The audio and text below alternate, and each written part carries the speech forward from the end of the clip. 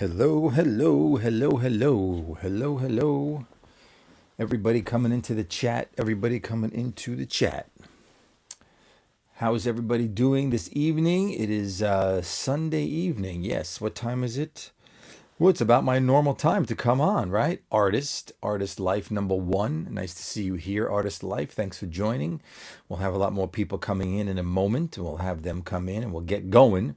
PDZ, thanks for coming. Davy L, thanks for coming in, Davy L. Quandale has arrived. Cher, how you doing, Cher? Cher is here. Suzanne, nice to see everybody coming in here to the live. Stevie Ray Pawn is here. Yes, and I know everyone's going to say I look like Gavin Newsom, or I look like Gavin Newsom, Christopher Walken. Who else? Who else we got? I look like WMB. Thanks for coming in. Gavin Newsom, Christopher Walken, Rick Pitino. Who else we got? Quan. Quan is on here now. Who else? Who else do I look like? Christopher Walken, Gavin Newsom, Rick Pitino. Oh, Vince McMahon. That's the one. Vince McMahon. That's the one. Pearl joined. Thanks for coming in, Pearl. Jimmy Mutter.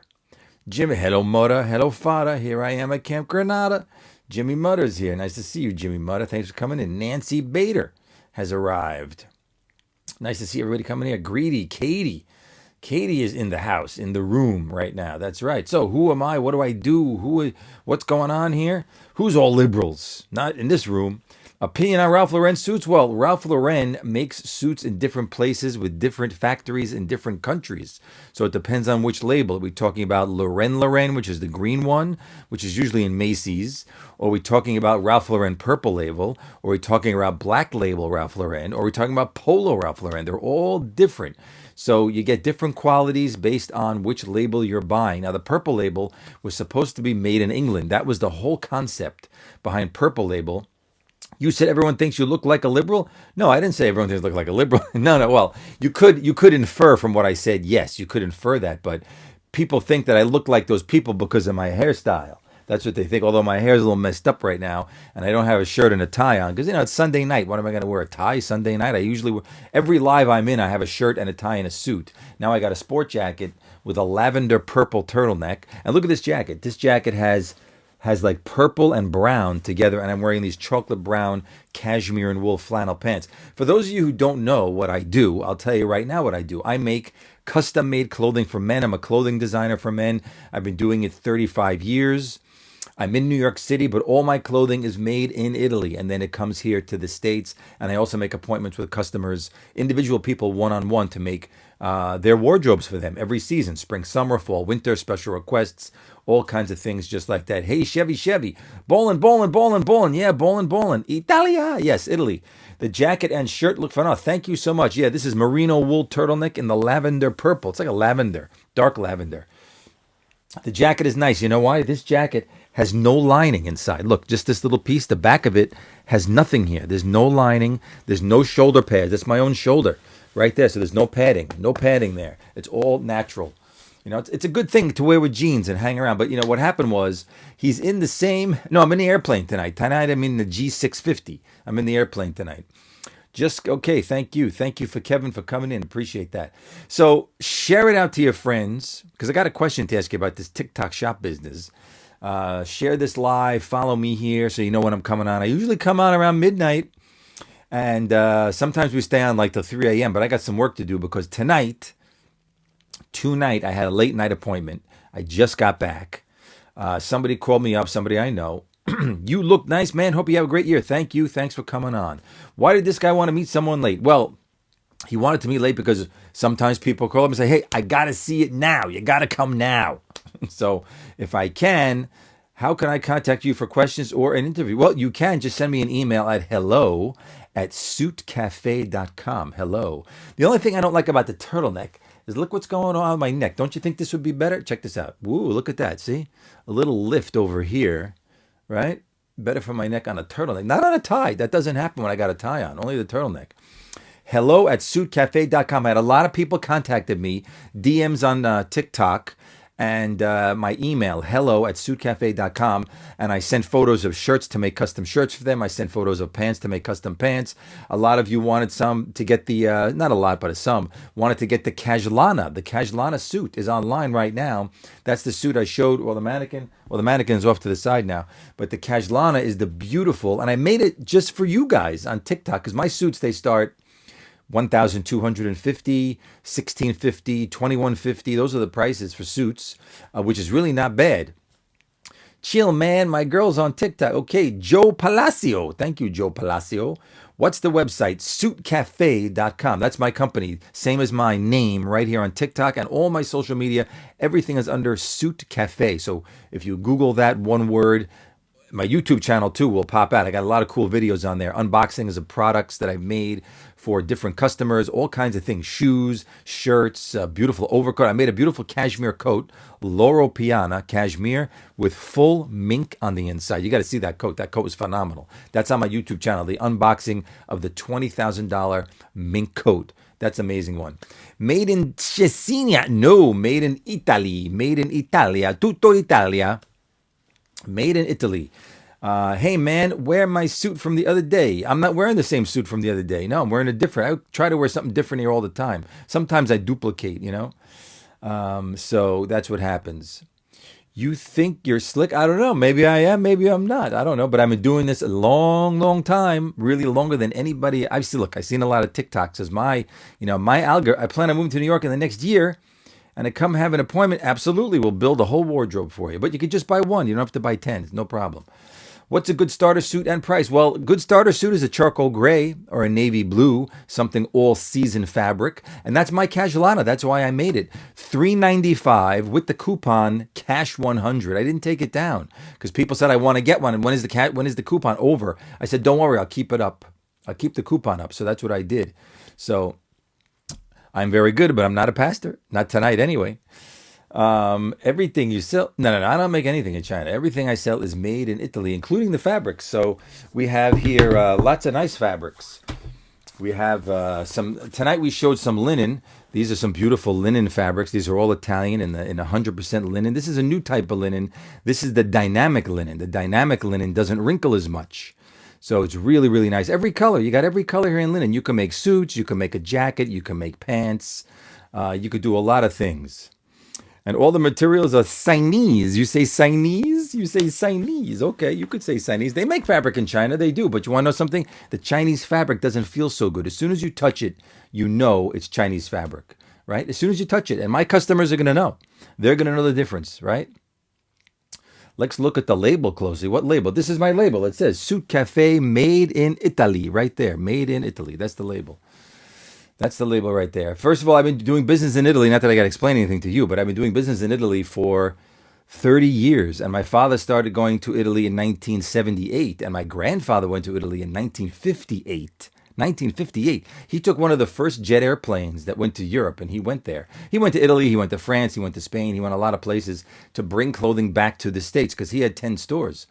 I can't all about either. Natural Boy says, yeah, there you go, Gavin Newsom. See, someone says I look like Gavin Newsom. Can you make me the best dressed guy? Yeah, that's the same guy who wanted to spend $60,000 last time. Don't spend $60,000. I don't want you to. Don't spend that much money. I don't want you to spend that much. Yeah, I could tell stories. I got a lot of stories about the clothing business because I've been in it for a long, long time. I know a lot of people in the clothing business. Can I wear a jacket in a wedding? I don't know. It depends on what the bride and groom want. I would ask them what they want. DJ Holy Moly has joined. Thanks, DJ Holy Moly. Appreciate you here. So I could tell you a lot of stories. I don't know what brands you might know. Some of the best men's clothing brands I worked with over many, many years. I'll name a few of them. Canali, Zegna, Brioni, Kitan, Brunello Cucinelli, Dolce & Gabbana, Hugo Boss, not Italian, but I worked with them for a long, long time. Who else? Valentino, Giorgio Armani, Gianni Versace. You name the brand. I was in the showroom or I was in the factory in New York, in Italy. I'm trying to get my outfit on the slide. 60K will do it. Yeah, 60K will do it. But you don't have to spend that much money. You could spend less. You can spend less than that. So I had this appointment tonight. I was going there really to show the Loro Piana fabrics because I have all the Loro Piana. They're right over here behind me. I'm not going to pull them out right now, but I have all the Loro Piana, the new ones, the new Super 150s for spring, summer. But it turns out that the gentleman wanted linen. For whatever reason, he wants linen. I mean, linen, you can't really wear it until after Memorial Day. And we made a lot of these, the new dynamic linen. We made navy blue pants. We made a navy blue suit. We made black pants, charcoal gray pants. We made a gray blazer, just a gray jacket in the dynamic linen. We did that. We picked some matching linings to go with it, and then we made some, easy like. I have the Lululemon fabric. The Lululemon fabric. Everybody loves that fabric. That's stretchy. What is my waist size? I think I'm 36 or 35. Everybody loves that stretchy fabric from Lululemon, so I make pants out of that. I made one guy a suit out of it. It was like a younger guy in his 20s. Somebody's son said my son needs a suit that he could wear like every day. So we made like that Lululemon stretchy fabric. So if you have this, why can't you afford? Well, I am in New York. Where else would I be? I'm in New York. What do you think about Joseph A. Bank? Well, Joseph A. Bank is a certain price point. Nothing they have there is really fantastically made well. It's mostly all fused. Fusing is when the clothing is glued together instead of the canvas, which, a lot of brands are made with canvas, better ones. Mine is too. But they make all with glue on the inside. What's the best suit for real estate banker vibe? Real estate. Well, a lot of real estate guys, they really wear whatever they want, especially in New York City. Those guys walk around and they wear everything. I would say that you want to be a little more conservative and you don't want to look like you have more money than the guy or the woman who's trying to buy the property you're trying to show. So Manhattan's good. I'm in Manhattan all the time. So that's right. So, I'd wear pinstripes. Pinstripes are nice. The pinstripes are coming back very strong now. Everything used to be plaid and window pane, although they're still popular. But the pinstripes are coming back. Working on getting a canali. Well, look, I sold canali for 35 years. I was in the factory. I know the family very, very well, Giorgio Canali and Paolo Canali. I still keep in touch with them on LinkedIn. And I also met their father, Dr. Eugenio Canali. He's the one who ran the whole company, but he must be dead by now because I met him a long time ago. He never came to America. He stayed in Italy all the time in the factory. Do you enjoy late night appointments? I mean, some people only want to meet at night because whatever they're doing the day, they want to do their stuff. They don't want me taking out an hour or an hour and a half. I'm quick anyway, 45 minutes to an hour or an hour and a half. And in the middle of their day. So some people like to meet early in the morning, 8 o'clock, 8:30 before work. So, whenever they want to meet, they say, I try to accommodate everybody. You want to meet me here, there. And I say, oh, no problem. I can meet you then. I'll come by. No problem. So I try to accommodate their schedule. Let's put it that way. Yeah, what's good about the late night appointment? Because I could drive around Manhattan. I don't have to use Ubers or taxis. I could drive, and there's no traffic, so I could zip around wherever I need to go. I don't usually do too many late night appointments. But the funny thing was, while I was going into that appointment, somebody else called me, a customer of mine, and said a friend of mine is getting married April 19th. He wants to make a tuxedo. Can you see him tonight? And I said I happen to be nearby. I could go see him on the Upper East Side of Manhattan. And he said, okay, let me call him and I'll call you back. So he called and he didn't call me back. I called him back and he said, I called my friend, but he didn't call me back. So that one didn't happen. But you never know. It still might happen. Who's the most high-powered and wealthiest person you've made a suit for? Oh, well, I made a suit. No, not suits. I made ties. I once made custom ties. You mentioned canvas. Full air dried? I'm not about full air dried, but a hand-worked beautiful canvas on the inside. Hand sewn by hand. I made a, what's his name? Oh, I can't remember his name off the top of my head. The guy who was the CEO of Revlon, you could Google him, the CEO of Revlon quite a few years ago. He wanted to make some custom ties and he had a representative or maybe an assistant call me and said, he has this tie and can you make the same tie? And I saw the tie and I said, yes, I can make the same. And we made the same tie set, tie with the matching handkerchief. I had this whole argument with this guy. You said you don't live in New York? No, I'm in New York. Of course you don't remember. I don't remember what. Anyway, so what was I going to say? So that was when I had my stores. I was on 51st and Madison, 44th and Madison. I was on 50. I was on 40. Sorry, I was on 59th and 3rd, and I was also on. I said 5th Avenue and 49 next to Saks, across from Rockefeller Center. Those are all the places. Oh, I had a store in New Jersey. If you know Riverside Square, I wonder if it's still called Riverside Square Shopping Mall in Hackensack. There's a beautiful shopping mall there. The guy, I can't remember exactly his name. He was the CEO of Revlon. You know Revlon. Revlon makes all the makeup. What the hell is that? I can Google it in my computer here, but what the hell was his name? I don't think he is anymore because he was an older man then. So he's probably not... yeah, because now it's a woman. Who was it? I can't remember the name off the top of my head. Anyway, he wanted some ties. He wanted some ties. And I made him a few ties, and I never got to meet him, but I made him some ties. But, you know, it's really not famous people who buy a lot of stuff. It's people who, well, I had an argument with a guy on LinkedIn. There was a guy on LinkedIn, a young guy, British guy, who makes custom clothing in England. He's got a store somewhere outside of London. Can you match a pinstripe pant to, say, a pinstripe blazer in which the pants got worn through? Well, if you have the blazer already and you need new pants, you'll probably never find a match. You might find something close, but the dye lots could be different, and you wore the other one a lot. The color could be a little faded. You probably won't find the same thing. Yes, I make suits for bigger guys all the time. That's my main customers that I make suits for are bigger guys, much bigger.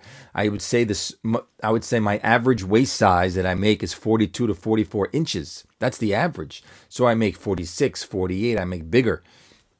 The guy this evening also, although he was not too tall, he has a bigger waist size. And he's a strange, he stands with his arms back. He's got a strange, although he did just lose 50 pounds this last year. So, so that's, so that's what, one second. Give me 1 second. Okay. So, yeah, so I made that guy some custom ties. That was nice. And I used to have a gentleman who passed away, unfortunately. He passed away in 2021. Very, very nice man from Dubai.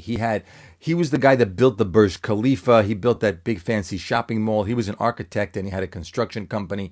He lived in Dubai, and he was Lebanese actually, but he lived in Dubai. And he used to come to New York all the time, and he used to come to the store and he used to buy a lot of things. And one time I did a trunk show just for him because he loved, oh, you're 6'3", very slim, just like me. I'm 6'3" also. We're the same height. Yeah, show us the airplane. Exactly right. The airplane is good. The airplane is good. So, what's the best suit you've created? Your master work of sorts. Let's see it. Well, let's see. The best suit that I've created. Well, the best suit that I created, I probably gave it to a customer because, all the best suits I give to the customers. It's what they pick. I have a lot of samples here that I could show you, and I have suits that I wear here that I could show you that came out really nice. I also make beautiful overcoats too. Alpaca, cashmere, and wool. I'm making 2 new coats for next fall, winter. Making a beautiful pea coat in wool cashmere and also a wrap coat. In the 1980s, I made a wrap coat a long time ago. With my father, I was younger then, and it has no buttons. You just close it up with a belt and you wrap it. What's the best suit you created? I'll show you one. I'll show you one that I have here. One of my favorite suits that I wore. Didn't wear it tonight, but I wore it the other day. Came out great. It's from this season. I just made it. Just bought my first cashmere suit the other day. Ooh, cashmere is nice. But cashmere suit, be careful if it's all cashmere because the pants, you could rub them out very quickly because cashmere is a very delicate fabric in cashmere. Very, very delicate fabric. So, so how many of you, if I could, so I want to ask about the TikTok shop because, I had the TikTok shop, I had a business account with the TikTok shop. Oh, the jacket's cashmere. So that's good. You bought a cashmere jacket. So that's great. What is it? Navy blue, solid black, camel color.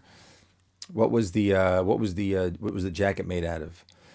Right. I'm going to show you this suit that I made. I can put my hand on it. Which one is it? I think it's this one. This one. No, that's my double-breasted suit. It's this one.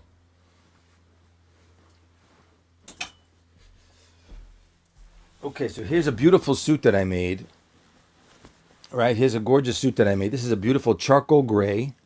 And look at those wide brown stripes. You see those wide brown stripes with the faint chalk stripe next to it? It's a very different, unusual type of pattern. This is, my kind of style. It's a little bold, but it's not crazy. And it came out really nice. And it has all the hand stitching. This is all hand stitched over here. And then on the inside, I'll show you the inside one second. So on the inside, we do these things here with these special pockets. You see, we have peninsula pockets where the fabric goes around the pockets. You see, and you get one big pocket here, one on the other side. You get one for your pen, and you also get one for cell phone, but in Italy, cigarettes. And you could pick the linings that you like if you want. Kyle, thanks for joining, Kyle. These are bespoke, yes. These are bespoke. We make a pattern in the factory. Here's the breast pocket, so you can see all the stripes match up. You see how they match up so nicely here, all the way through. So, and then you have the working buttonholes on the sleeves. If you want that, you can get it, of course. Here you have the real working buttonholes. I picked the horn buttons, as opposed to, I usually like to use mother of pearl buttons a lot. But these are the horn buttons there, right? And you could have handmade buttonholes if you want that. I don't get handmade buttonholes because it costs a lot of money for really no reason. Do I get a pocket for you? A pocket. Yes, bespoke and made to measure. Yes, it is two different things. That's right. MTM and Michael Kors. Okay. Yes. I don't know who Tommy DeVito. I don't know who that is. Ever done a jacket? Yes, I did. I did a jacket for a shoulder holster, but it's many, many years ago. I did that. It was a police officer, undercover cop, came in when I had my store. And when he came in, he took off his jacket. He said, I got to tell you, I got a firearm over here. And he said, when I buy my new jacket, I want to make sure it's big enough that it doesn't show the firearm through the jacket. So he let it out on one side a little bit to accommodate the firearm. The way you said that was funny. I'm just playing. No problemo. Adam, thanks for joining. Colin, thanks for coming here. Yeah, so I did that. I did that for a police officer. Absolutely, I did that. I also made a jacket. I also made a suit for a gentleman who had polio, who wore a very big leg brace on one leg. He had one leg that didn't work. So he had two people who he refused to use a cane or a walker, and he had two people that held him up on both sides of him. Oh, that's how he came in. Two people held him up on both sides. He walked with the one leg, and the other one sort of moved, but it was sort of held rigid with the metal brace. And it was like one of those metal braces where you have around the knee. What's your thoughts on Loro Piana? I have all the Loro Piana fabric right here. It's right behind me. I love their fabric very much. I think there are mills that have better fabric, actually, than Loro Piana. Loro Piana, you're paying a lot for the name. It's very, very expensive, the fabric. I mean, like almost insanely expensive. But I have customers who love it, and they have to have the label. They want to show friends, look, this is Loro Piana. They want to show it's Loro Piana. It's like people saying I have the Birkin, the Hermes. So I'm not a big fan of Hermes either. But I have a lot of fabric books behind me that I like. I love the Reda fabrics and the Barberis Canonico fabrics, and I like the Drago fabrics. My favorite one is Carlo Barbera, and one that I don't have that I'd love to get. I'm probably going to have to go to Italy to get it. But I love, and it's my favorite one, and Canali uses a lot of it, is Fratelli Talia di Delfino. You could look it up online. Fratelli Talia di Delfino. I don't know why Brooks Brothers is so expensive. They don't really have too many things anymore. I mean, their flagship store in New York City on 44th and Madison, they closed it. I don't really know what the brand is doing lately. It's owned by the Italians. Some big Italian conglomerate bought it. So, I'm not sure. I mainly go to Suit Supply. Their fabrics are very good, but the bespoke fit is so much better. Yeah, well, Suit Supply made a big hit because it's all made in China. And they just copy the Italian fashion, but they are using all Italian fabrics from all the good mills. So they have a good price point because it's Chinese, and they make a lot because they have a lot of stores. And but right now their fashion for me is a little small. It's a little tiny because the fashion's going the opposite direction. If you go on Instagram, love the information. Thank you, Mr. Bruce Wayne. Hey, thank you. If you go on Instagram and you look at hashtag Pitti Uomo, you will see all the fashion from the biggest men's fashion show in all of Italy that happens twice a year. You'll see the biggest, and you'll see what's going on there. For the big brands, Canali and Zegna, they don't really go to that show because they have their own showrooms in Italy, but there's a lot of other brands there. But you could see what people are wearing. It's to get to know what's going to be coming in men's fashion. Plus, people that have business and stores, you could place orders there for the next season. So you wait 6 or 8 months until you get that next delivery. Why do some guys wear suits with baggy pants? Well, that's what's coming back. The baggier pants, the longer length pants, the wider jackets, the baggier fit, all that is coming back. Giorgio Armani is showing it. Even Suit Supply. I saw some ads here on TikTok or Instagram. They're showing a double-breasted suit with wide leg pants. So it's all coming back. Yes, Josh Turgo, I make bespoke suits in Italy. I'm in New York, but my company's in New York, but I make all bespoke suits in Italy. You choose all the fabric here. We talk about your style. You choose everything here. It's very quick because I'm quick. I don't make a whole big deal about it. Some people say you got to come and you got to spend 2 hours and I'm going to take 700 measurements. Then you're going to come back. I'm going to take 400 measurements. Then you're going to come back. I'm going to take another 100 measurements. And then finally you're going to have your suit. That's not what I do. I take measurements one time. You pick what you want. We make the suit. The suit comes, or the jacket or the coat. The suit comes in, and most time it comes in all the time perfect. But some people like to tweak it a little bit. I have my own tailor, and we do the tweaking of whatever you might like. Let's say you want the sleeve a touch longer or a touch shorter. That we do right here in New York. Strong shoulder, longer jacket. Yeah, they're starting to show that. That's right. That soft and all that whole stuff. It's really going. In Italy, it's gone. And also everything in Italy is double-breasted. Double-breasted sport jackets, double-breasted suits, and double-breasted overcoats. It's all double-breasted now because double-breasted hasn't really been strong in many, many years. I made more double-breasted suits for customers in 2024. Not crazy amount, but I did make more than I had in a very long time. Still, single-breasted is number one because, my customers are a little older, they're more conservative. They're not going to all wear double-breasted suits, in 2 seconds, So I'm in Chicago. I'll be in town next month. Where's your office? Well, I really don't have an office, although we can meet in a showroom. We can meet in a showroom in New York City if you like. Send me an email at hello@suitcafe.com or a DM here on TikTok. And when you come in, we can meet at the showroom on the West Side in Manhattan. And we'll have the whole collection there to show you in the showroom. Because usually I make appointments with customers that I know or I get referrals from, and I go see them directly. So it's very rare, like a stranger I don't know, I'm going to see them. But we can meet in the showroom, and then you could see everything, see the samples, and see all the quality, and choose a whole bunch of things that you like. And I usually make a suit in 2.5 weeks, maybe 3 weeks, depending on what you do. Will do sounds good. Thank you, Josh. Yeah, and also my prices are very good. I'm very well priced. If you know any of the big brands, there's nothing under 2,000. Sometimes there's nothing under 8,000. Brioni is 5,000-6,000. Now Brunello Cucinelli is 8,500 for a suit. Tom Ford 7,000. Kiton 7,500. Those are the prices, and that's off the rack. That's not custom made. That's not made to measure, and for sure not bespoke.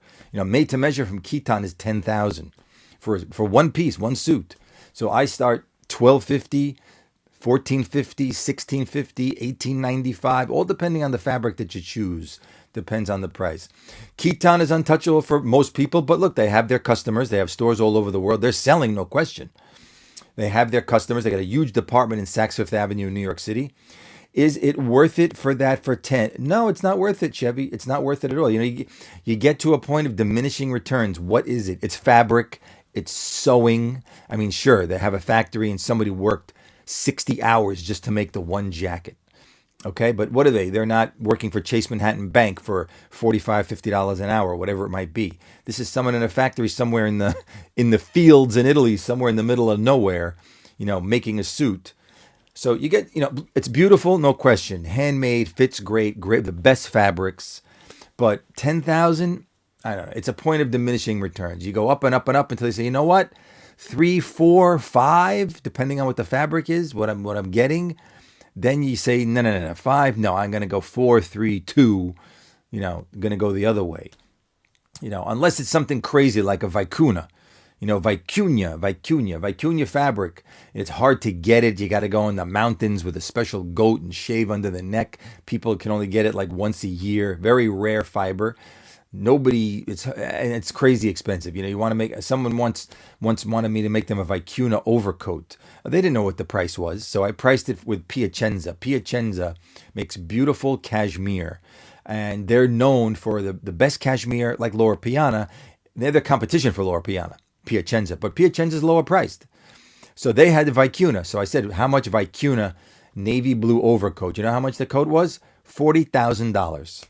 Vicuna navy blue overcoat, $40,000. Did I sell it to anybody? No, I didn't sell it to anybody. But I did sell 100% cashmere Loro Piana overcoat with full mink on the inside. Now, okay, you're getting almost like two coats. You got full mink all the way to the ground, and you have cashmere Loro Piana on the outside. You have both. And you had a mink collar that was removable. So you had a lot of details. The mink is very warm. And actually, for this customer, I made two coats. We made one last year where the mink was removable, but he didn't want it removable this time. So I made another one with permanent mink on the inside. And it came out gorgeous. It was a gorgeous coat. And you could see that coat, like I said, on my YouTube channel. You could take a look at that coat. It's there. Makes sense, makes sense. Yes, it does, Chevy. Yeah, that's there. So I wanted to know, some things with the TikTok shop. I wanted to ask if anybody knew this. So I had a business account here on TikTok for a while. I never really did anything with it, and I used the TikTok shop a couple of times. Then I said, you know what? When you have the business account, you can't use the music. They give you like music from things you never heard of. You can't use the real popular music. So I disconnected the business account. I went back to the personal account.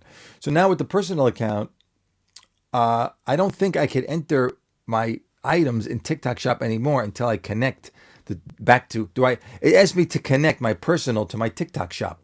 But does the personal have to be a business to connect to the TikTok shop? And by the way, you can't call TikTok. There's no one to ask. So thank you so much. OKC Thunders, thank you for joining. Makes sense. Yes.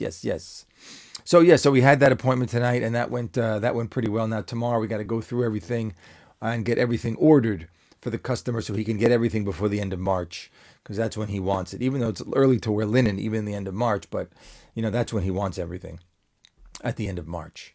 So Michelle, thanks for coming in. Hunter, thanks for coming in. Appreciate that. Thanks for coming in. And so tomorrow, back to suit and tie. Tomorrow. No, it doesn't. What do you mean, photo? No, it doesn't. You don't have to have a business account to connect to TikTok shop, because it wants to ask me to re-verify everything. I went through all that already a while ago, but maybe because I disconnected the business account, which is now a personal account, from TikTok shop, I have to redo it. Possibly. I don't know that I'm going to go through it again. It's just too annoying. Yes, I think. Oh, so you think you got to redo it. All right, well, somebody asked me, sent me a message. They want me to put my Kajlana suit on the TikTok shop so they can promote it. They can promote it all they want. I'm not sending them a free suit. That's not going to happen. Unless they want to buy one for $3.95, they can go ahead on the website and buy it, and then they could give any review that they want on TikTok. It's good. It's a beautiful suit. It's going to fit great. Maria Ivanova. Nice. Thanks for being here, Maria. Nice to see you. Nice to see you. I see you. I see you. We're going to be shipping to you, Maria. We're shipping to you. That's right. We're shipping to you tomorrow. Absolutely. Thank you so much. Yes, Maria came on. We're shipping something to her tomorrow. Sweet, nice shirt. Yeah, this is a merino wool turtleneck in the lavender purple. And the jacket is a brown, has a little brown specks and little purple specks. Hard to see, with this light. I can go a little close. I don't know. You could see it there. You can see the texture. It's like a real textured jacket. A little more casual. I didn't want to go see somebody. Are the custom shirts? Yeah, the custom shirts are 100% cotton. Unless you want cotton stretch, then you have 97% cotton, 3% elastin, and then we have cotton and bamboo. The cotton bamboo is really nice. This jacket was $695. That's how much this jacket. This is from already. Boy, I have this maybe 3-4 years, this one. So this was $695. So not everything is thousands. I try to get some great prices on fabric so I could sell things for, like jackets, $695. Maybe a coat for $995 or something like that. It doesn't always have to be crazy price. The raincoat I showed you, the beautiful raincoat I showed on one of my lives, that's stretch and it's navy and it's water repellent, has no lining, no padding. You could roll it up. It doesn't wrinkle. Stick it in a bag. Leave it there all day. Take it out. That raincoat is $695. That's a great price for a beautiful raincoat. How much is your jacket? Like I said, this is $695, but I can't make the exact same one. I do have jackets for $695, fabrics that I could email to you, but just not this exact same one, because this is from like 3 or 4 years ago, and the fabric is just not available anymore in this jacket. That's the thing. I have suits. I have things from 20 years ago and 25 years ago, but I can't wear it, not because the fabric's no good, but because the fashion is not good anymore. Big shoulder pads, or it buttons up too high, or the legs are too big and baggy. The fashion changes even in men's over time, slowly, very slowly. The fashion changes, and then you can't use that same garment, even though there's nothing wrong with it. Perfect good shape. I got a bunch of Canali suits. I got Zegna, but I can't wear those suits because they just don't look right. I've tried them on too. You know, can we see your business card? My business card, I have one someplace. Maybe do I have one in here? Let me see. If I don't have one in here, I got a bunch of business cards here. They're not my cards. They're other people's cards. But if I don't have one here, I will get one, and on my next live, I will show it to you. But if you go on my website, I mean, if you Google Suit Cafe, you could see everything that I do on social media. And you could see the website too. I didn't have one in there. I don't have one on the desk either, and I don't have one in my pocket. Because not too many people ask for business cards anymore, but I do have them.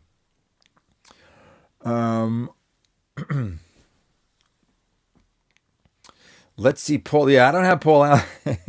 Mink coats, do you still have them? How many left? Well, no, mink coats, I make those custom. Those are custom. So you can order a coat. It doesn't have to be a full-length coat. It could be a shorter coat. It could be the raincoat style that I made, which is above the knee, 95 centimeters long, which is a great length for a lot of people because you don't have to wear a jacket with that coat. You could just wear a shirt or a sweater and put that on, and the shoulder just goes right around your arm, depending on what you have on underneath. That kind of coat we don't have to make in the raincoat fabric. We can make that in wool or cashmere and wool, and we could put a mink lining inside it. And that lining could be removable. So when the weather is not so cold, but you still need a coat, you could take the mink out, leave it at home, and wear the coat itself. And then when it's really freezing, you could put the mink back in. So that I could do. I don't have a stock of mink coats. No, I don't stock mink coats. It's just something that I offer special to. I tell customers, by the way, we can make a beautiful coat with a mink lining, and some people say, "Oh, that's interesting." Most people say that's not for me, but you get a few people who like that. And we could do the black mink or the brown mink, whichever one you want. So and it comes out very nice. Comes out great. Comes out really great. I wish you had the jacket you have on. Yeah, no, I don't have this jacket at all. If you want me to email you some of the jackets that are this price range, I could email you them, email you the swatches, and you'll see there's some beautiful herringbones, and there's some very nice light blue with little patterns, and there's chocolate brown, and there's navy, and there's little pin dots. There's some very nice patterns in there. And those are all $6.95. Yes, please do. Okay, I will do that. Thank you so much, Maria Baker. Appreciate that very much. Jack Gordon joined. Thanks for coming in, Jack Gordon. That's a name that I know from someplace. I'm not sure where, but I think I know that name, Jack Gordon. So yeah, so that's how that works out. Sir, I have a cedar. Well, that's good because the cedar closet keeps the moths away. That's right. I had a customer who older man. He's like 87. And this year he bought a suit for his granddaughter's wedding. He walked down the aisle and he bought a jacket for me a few years ago. We used to clean our furs in the snow. Yeah, I saw somebody cleaning sweaters in the snow on TikTok. They put their wool sweaters in the snow and they buried them in the snow and then they shook them off. So he bought a suit. Now, a few summers ago, he bought a jacket and he showed it to me and it had little holes. And those were holes that were for moths. I said, no, there's nothing you could do about it. You can't fix it. It's got moth holes all over. I said, we got to make a new jacket. So, yeah, beaver. So beaver is another lining that I can make. But the beaver became more expensive than the mink, if you can believe it. The beaver was the lining that was preferred because it's like soft and it's it's lighter. But now the beaver is much more expensive than the mink for whatever reason. I don't know what it is, but maybe you know. But the beaver became a little prohibitive to put inside coats. So the next best thing is the mink to use. Yeah, I also like Nutria. Nutria is a nice lining from Argentina. Nutria. Yeah, Coyote I never used. Not for men anyway. It's very long hair, isn't it, Coyote? Very, very long. My mother had a coat that was made years ago out of fox. Beautiful. It was like red fox with white trim. Fascinating industry. Yes, thank you. Yeah, furs or clothing in general. It is. Absolutely. Absolutely it is. Appreciate that. Yeah, I had a lot of stores in New York City over many years. Worked with my father. My father worked with his father, my grandfather. My grandfather worked with my great-grandfather. That was his father. Going back to 1908, the fourth generation in this business. There aren't too many people left in America who are in fourth generation businesses, in the same business. So there just aren't too many people left. My brother does something else. My sister lives in LA.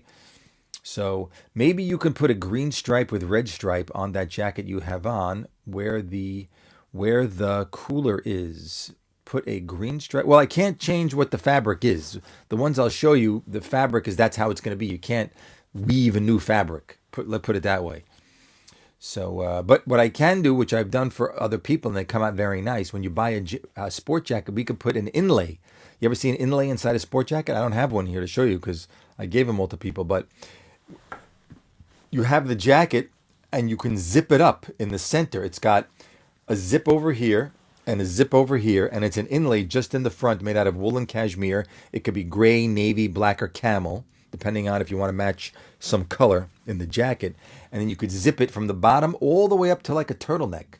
And then you can button the jacket outside of that. So here you have this inlay that goes up to your neck and keeps you even warmer. It's not a vest, so it just connects to the inside here with zippers. And then when it's not as cold outside anymore, you don't need the inlay. You just unzip it here, the center comes out, and you put it away till the next year. My jacket, yeah, so it's a popular thing because they copy the Italians. Walmart knows who to copy. They copy the Italian designs. So they make the same kind of thing. An inlay zip in the front, and people love that, right? No, my socks today are not crazy. They are purple, though, to match my purple socks to match my sweater. That's DJ. That's right. Funny you ask about the socks, right? My turtleneck, good question. My turtleneck is from a company that is in Peru, actually. They specialize in Peruvian merino wool and Peruvian cotton and Peruvian alpaca, because the alpaca animal comes from Peru. So that's all they do is make sweaters. They only make that. And they make all different colors. Yeah, my turtleneck. I'm talking about my turtleneck. This turtleneck. That's not from Italy. That's from Peru. The company is from Peru. I have this color. I have a denim blue, and I have this color. I have denim blue, and I have navy blue. Three of these turtlenecks. 3 colors in this one. Is there a certain wine you would drink with your outfit? As long as I don't spill it on my outfit. I think it's pronounced turtleneck, not turtleneck. This is a turtleneck. That's how it's pronounced for me. I think you spelled it right the same way twice, right?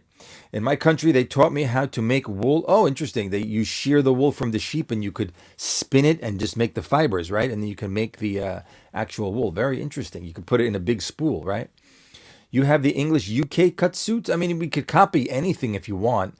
What do you think is the difference between an English UK cut versus an Italian cut? What do you think the difference is between the two?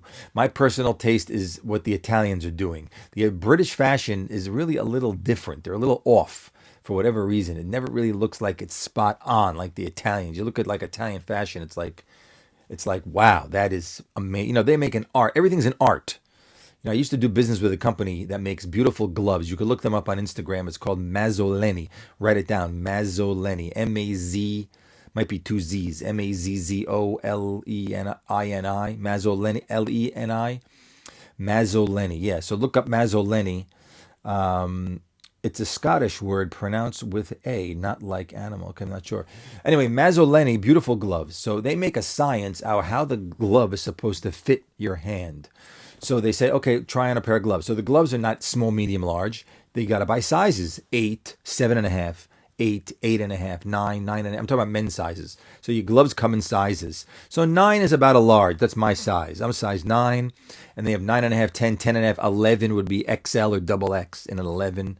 So, but when you try on the glove, as soon as you put it on, you're like, oh my God, this fits like a glove. I mean, no, I'm just joking, but it fits because the measurements of, it's not a custom made glove, but they make a science of how they're going to manufacture gloves for everybody. So it just fits amazingly well. It hits you at the right spot on the wrist. It's got the right amount of space on your thumb. You ever try on a glove and the thumb is too big and it gets bent over here? That's the most annoying thing, right? When the fingers bend because it's too much glove there, right? Cesar Paradilla, thanks for coming in. Kathy Hookin, thanks for coming in. Was Suit Cafe ever a Rolex? What does that mean, a Rolex person? Was Suit Cafe ever a Rolex person? What's your favorite movie with the best men's dressing? Oh, there's a few movies I liked with very good clothing. I loved, we're talking more nostalgic clothing. Do you like Rolex? I mean, I never owned one. Do I like them? Yeah, I like some of them. I've tried them on before, but for me, it's a little chunky. I don't know why. I tried it on. It's a little sort of chunky for me. There's some other brands I like better. So what was I saying? I was talking about, so American Gangster with Denzel Washington. I loved all the clothes in that movie. Of course, they were made for that period, for like the 70s. So American Gangster, I love that one. Casino had great also. The jackets he wore, De Niro in there, great jackets. The TV show Suits, by the way, tonight was the first episode of Suits LA. Anybody watch it? Anybody watch Suits LA? I missed it. I'll have to go on the Peacock app and maybe they got the replay of it, but I didn't get to see it. The Untouchables, yes, The Untouchables was really good. Also, Casino also was very good. That movie was also had very nice clothing in it, and of course, it's all period clothing made for the time. And by the way, yesterday I rewatched Liar Liar with Jim Carrey, and I realized that he wore all double. What is that from the 90s, right? Early 90s, mid 90s. He wore double-breasted suits. Those were very good suits he was wearing. He was wearing handmade, probably Italian, beautiful suits he had on in that movie. But you might not think so. You know, Bruce Willis, I like him, good actor. Robin Williams, the guy's unbelievable, a genius. Guy was a genius. Generally, loved that movie and the fashion. Yeah, yes. And who else was good? Who else had great suits in it? When I walk out of the movie, I'm like, wow, I got to see that for the clothes. I'm trying to think of another one off the top of my head. I can't just name a few, and I'll tell you if I know that. Now, I did 2 seasons of Law and Order. I mentioned it before on another live. The very beginning. Thank you, Jackson. Yeah, Jackson. Thank you. So the very beginning of Law and Order, I did the first 2 seasons of the men's clothing there. They had the stylists came to my store, and I didn't know who they were. They just came looking around. It was one woman came looking around, and then after she looked around, I spoke to her, she spoke to me, and she said, I'm the stylist for Law and Order. I'm going to come back with a few people. We're going to pick out a few things for the show. Because they were filming in Queens. That's where they did all the filming on the soundstage there. I think it's Steinway Sound Stages, or Kaufman or Steinway. Maybe Kaufman it's called. So I said, well, fantastic, great. And I was on 59th and 3rd. So I was right at the entrance to the Queensboro Bridge. So they could come right across the bridge, and my store was right there. So, and then a few days later, or a week later, so she came back with 2 or 3 other people. And I said, you want me to help you? They said, no, we know what we want. They just looked through everything, and they kept picking and matching and picking and matching. And they picked out a whole bunch of stuff. And then they paid for it. They had like a credit card from NBC Studios or whatever it was. And they paid. Do you think those mafia shows had an impact on fashion at the time? Well, yeah, I think they did, because in Casino they were wearing the shirt with the matching ties, weren't they? The same color tie, the same color shirt. People see that stuff and they want to copy. You know, remember Regis Philbin when he did, The Millionaire, that show, Who Wants to Be a Millionaire, and he wore the matching shirts and ties. Every show is matching shirt and tie. You know, blue shirt, blue tie, red shirt, red tie, yellow shirt, yellow tie, green shirt, green tie. And people were asking for that all over the place when I had stores. People would come in, you got the stuff Regis Philbin is wearing? They all wanted that stuff. Pulp Fiction is a good movie. I have that shirt. Oh, awesome. Mr. Bruce, Mason Mock, thanks for coming in. So, so the people from Law and Order came, and then they came back another time, and I asked them, maybe I could give you a discount and get some consideration in the credits, like who supplied the clothing, because that was a big hit show. And they said, no, we're not allowed to do that. We have to pay for everything. We can't give consideration. So couldn't do it. Wall Street, you mean Wolf of Wall Street? Yeah, they wore they wore sort of nice things. I mean, it was for the time frame that he wore. They didn't really, I don't think they really spent too much money on the wardrobe in that movie so much. But he wore nice clothes in the movie Wall Street. Michael Douglas. And at the end, he's wearing the Burberry raincoat at the end, where the rain is coming down on him in Central Park. How long have suits been around? Like I don't know, but a long time. And The Godfather. Yeah, well, The Godfather was really a period piece. They wore some silk suits in The Godfather for sure. Suits were all Tom Ford. Suits were all Tom Ford in what? In suits, yes. Suits were all Tom Ford. Only Harvey Specter wore Tom Ford, and that really put Tom Ford on the map, because he wore all that 2-button peak lapel with the ticket pocket. And I was making that model in 2003 in my store for all the young guys that were coming in. They all loved that style. That was before Tom Ford was making it. But, Tom Ford's a big designer. But yeah, I love the suits in Suits. And then Louis Litt, he was wearing Brioni. So Louis Litt wore, which is also a beautiful suit. Brioni, beautiful, beautiful suit. Charlie's Angels. Now, I don't know what they were wearing in the 70s in Charlie's Angels. I have no clue what they were wearing in that one. I got no clue at all. Not a clue. But American Gangster was one that was really good. He wore some gorgeous suits in that one, Denzel Washington. And you could tell those were all custom made for him just for the movie. And then there was that movie with what was the name of that movie that Gene Hackman made with Tom Cruise? They made a movie together, like an action movie. Tom Cruise and Gene Hackman. So Gene Hackman, have you seen A$AP? It was ridiculous. What he was wearing with the white tie, with the dark shirt, it was ridiculous. And the guy's got the money. He could buy whatever he wants. What he wore was just ridiculous looking. No worries. The creepy gentleman was so dapper. Yeah, that movie with Gene Hackman and Tom Cruise. So here's how the story goes, because I was very involved with Canali at the time. Gene Hackman was wearing all Canali, and they wanted Tom Cruise to wear Canali, but he didn't want to.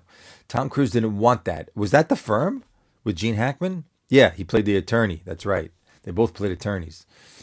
So they wanted Tom Cruise to wear Canali also, but Tom Cruise didn't want it. He was like being a diva. He wanted custom made for the movie. And of course, he's Tom Cruise. So what do? They made him custom made, and Gene Hackman wore Canali. And when you look at the suits Gene Hackman's wearing, at least I could tell, especially the double-breasted, you could tell right away, that's a Canali suit. Oh, and you know who I saw on TikTok the other day? It was just yesterday.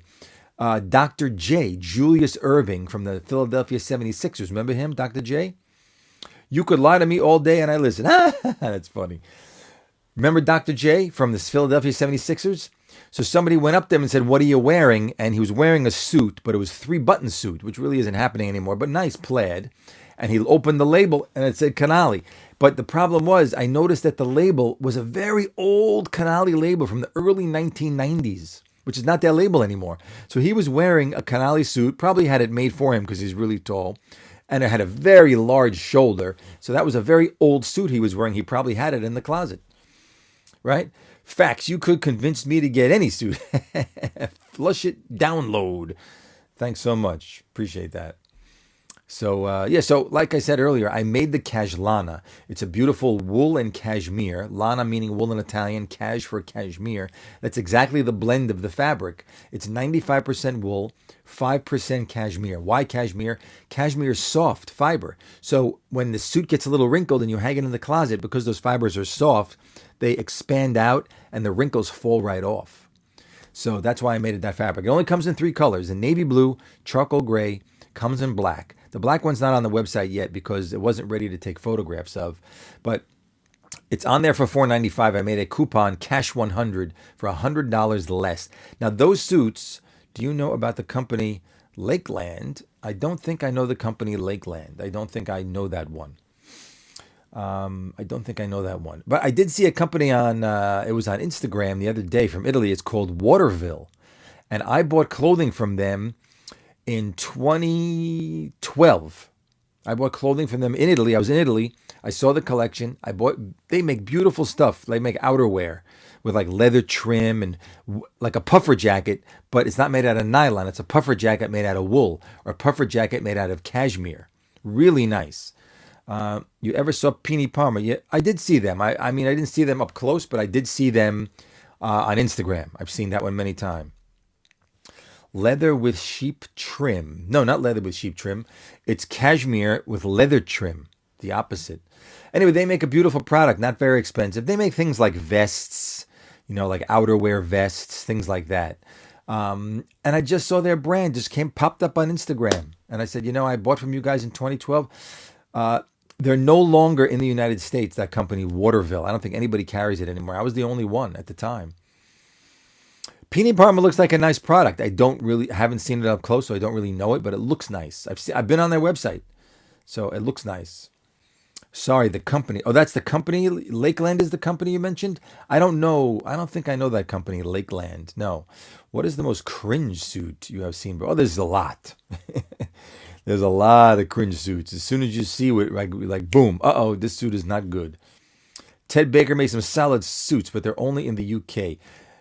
Maybe they had a store on 40 48th on the corner of Fifth Avenue, Ted Baker, 48th on the corner. I don't know if it's still there. My store was on 49th, just off the corner. So it was sort of like the same block on the same side.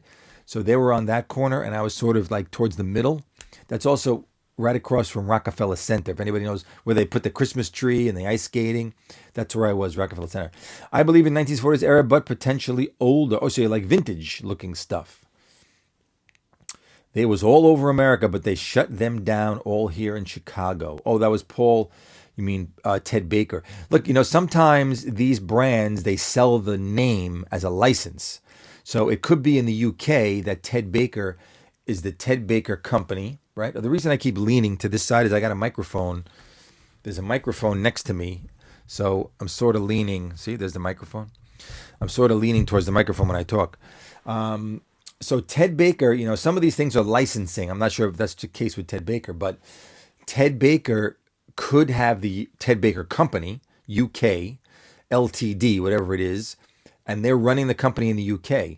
But Ted Baker in the US is a licensing deal.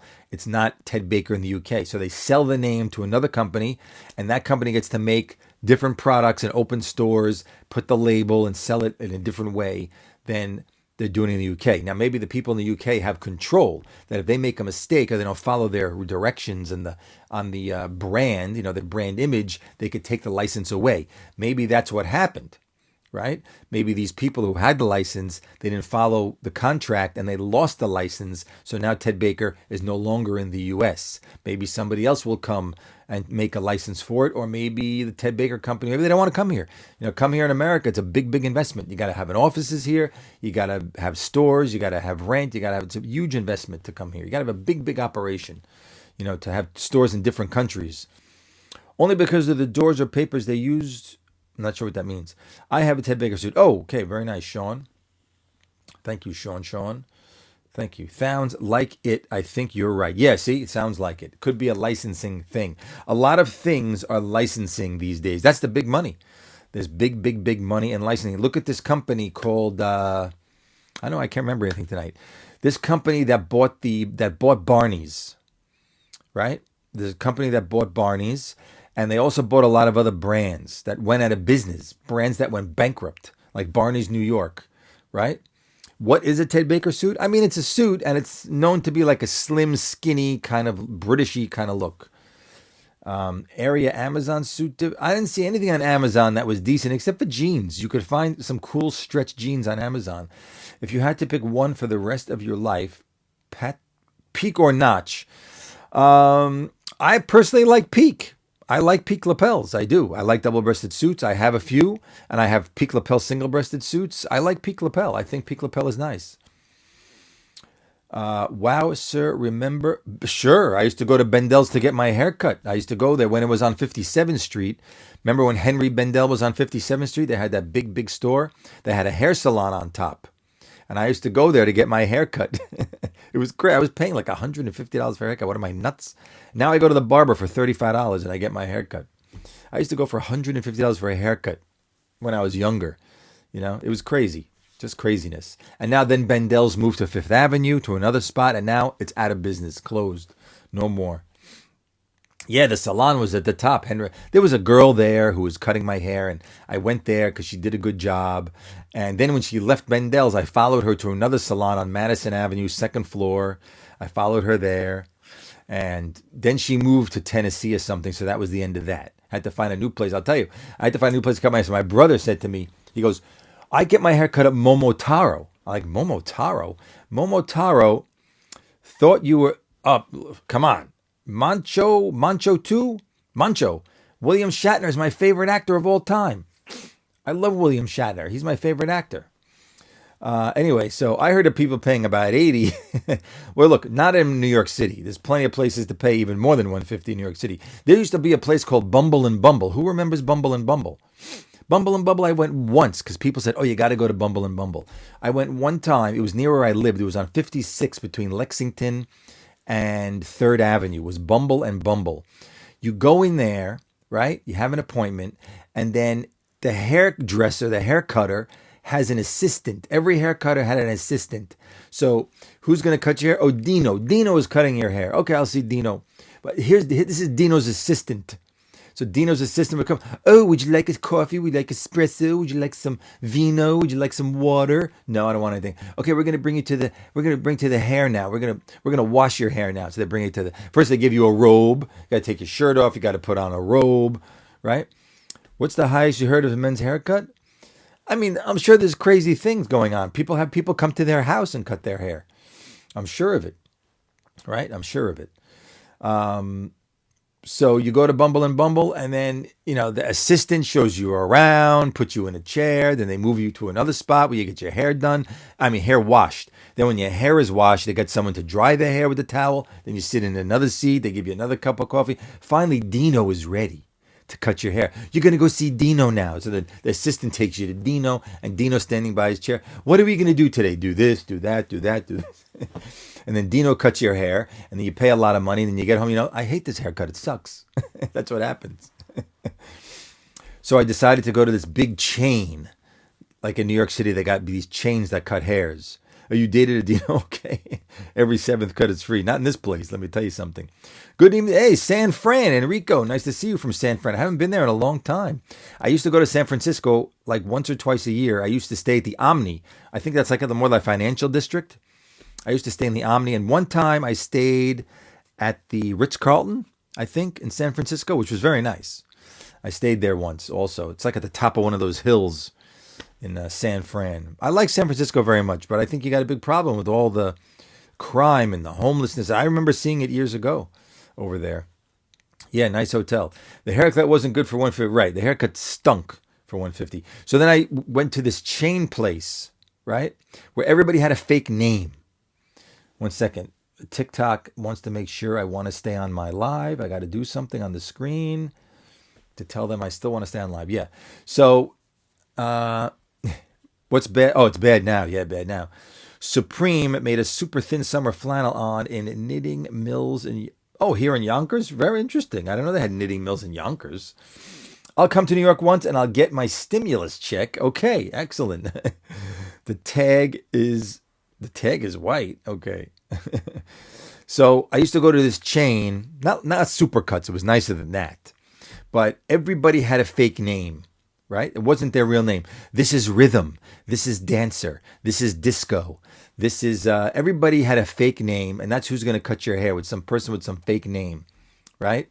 And they worked in that location, and you sat in a mirror in a spot, and there was someone next to you with a mirror and another. But it's like a factory, like 10 things in a row, 10 mirrors in a row, and you sat there. And it was the worst in the wintertime, because when someone opened up the door and your hair was wet, the cold air would blow in. All 10 people got frozen solid with the wet hair, right? And I mean, their haircuts were okay. It wasn't cheap there either. They were charging 50, 65, 70 in that place. It's nuts. So now I go to the barber, right? There's no washing. They take a spray bottle. They spray with the spray bottle, right? You come in with the baseball cap. You take the cap off. They spray the hair with the spray bottle. They comb it. They cut. I tell the guy, I don't like the buzz cut. So don't use a, see, Vidal Sassoon, of course. What about the other guy, Paul Mitchell? Also, they do very expensive haircuts. So I tell him not to use the buzz, the razor. Don't cut my hair with a razor. You got to use scissors on my hair. So he says, no problem. So he cuts my hair with the scissors, does a nice job. I need a haircut sort of now because it's getting a little wide here. But he does a very nice job, and that's $35. And that's the whole deal, right? A bunch of guys sitting on the chairs waiting for the next guy to come up, right? I have my one guy I like, and I wait for him, and that's it. I never went to Chicago, Josh. Unfortunately, I never did. The big Italian men's clothing show that's in New York. For a lot of Italians come to it, and a lot of other companies come to it too, a few British companies, and there's also American companies, was here in New York on the west side of Manhattan. That show is gone. Now that show is only in Chicago, right? They took it away from New York. New York lost it for whatever reason. Chicago became the place. I heard many people told me, oh, you got to go to Chicago to the show. You got to see the Italian show in Chicago. All the best companies from Italy are coming to Chicago. So I didn't get to go to it. It just happened, that show, at the end of January. The show is called The Collective, I believe. It's called The Collective, the Chicago Collective. You could Google it. You could see it. Chicago Collective, it's called. I mean, you got to be in the industry to get in. You have to be invited by another company that's showing their products there, has to invite you. And then when you go, or you could register online, and you have to, when you go, they got to show their invitation. Like if a Thai company, we'd like you to show you our collection, you got to bring that invitation to the show and your business card that you're in the industry, and then they'll let you in. It's free to get in.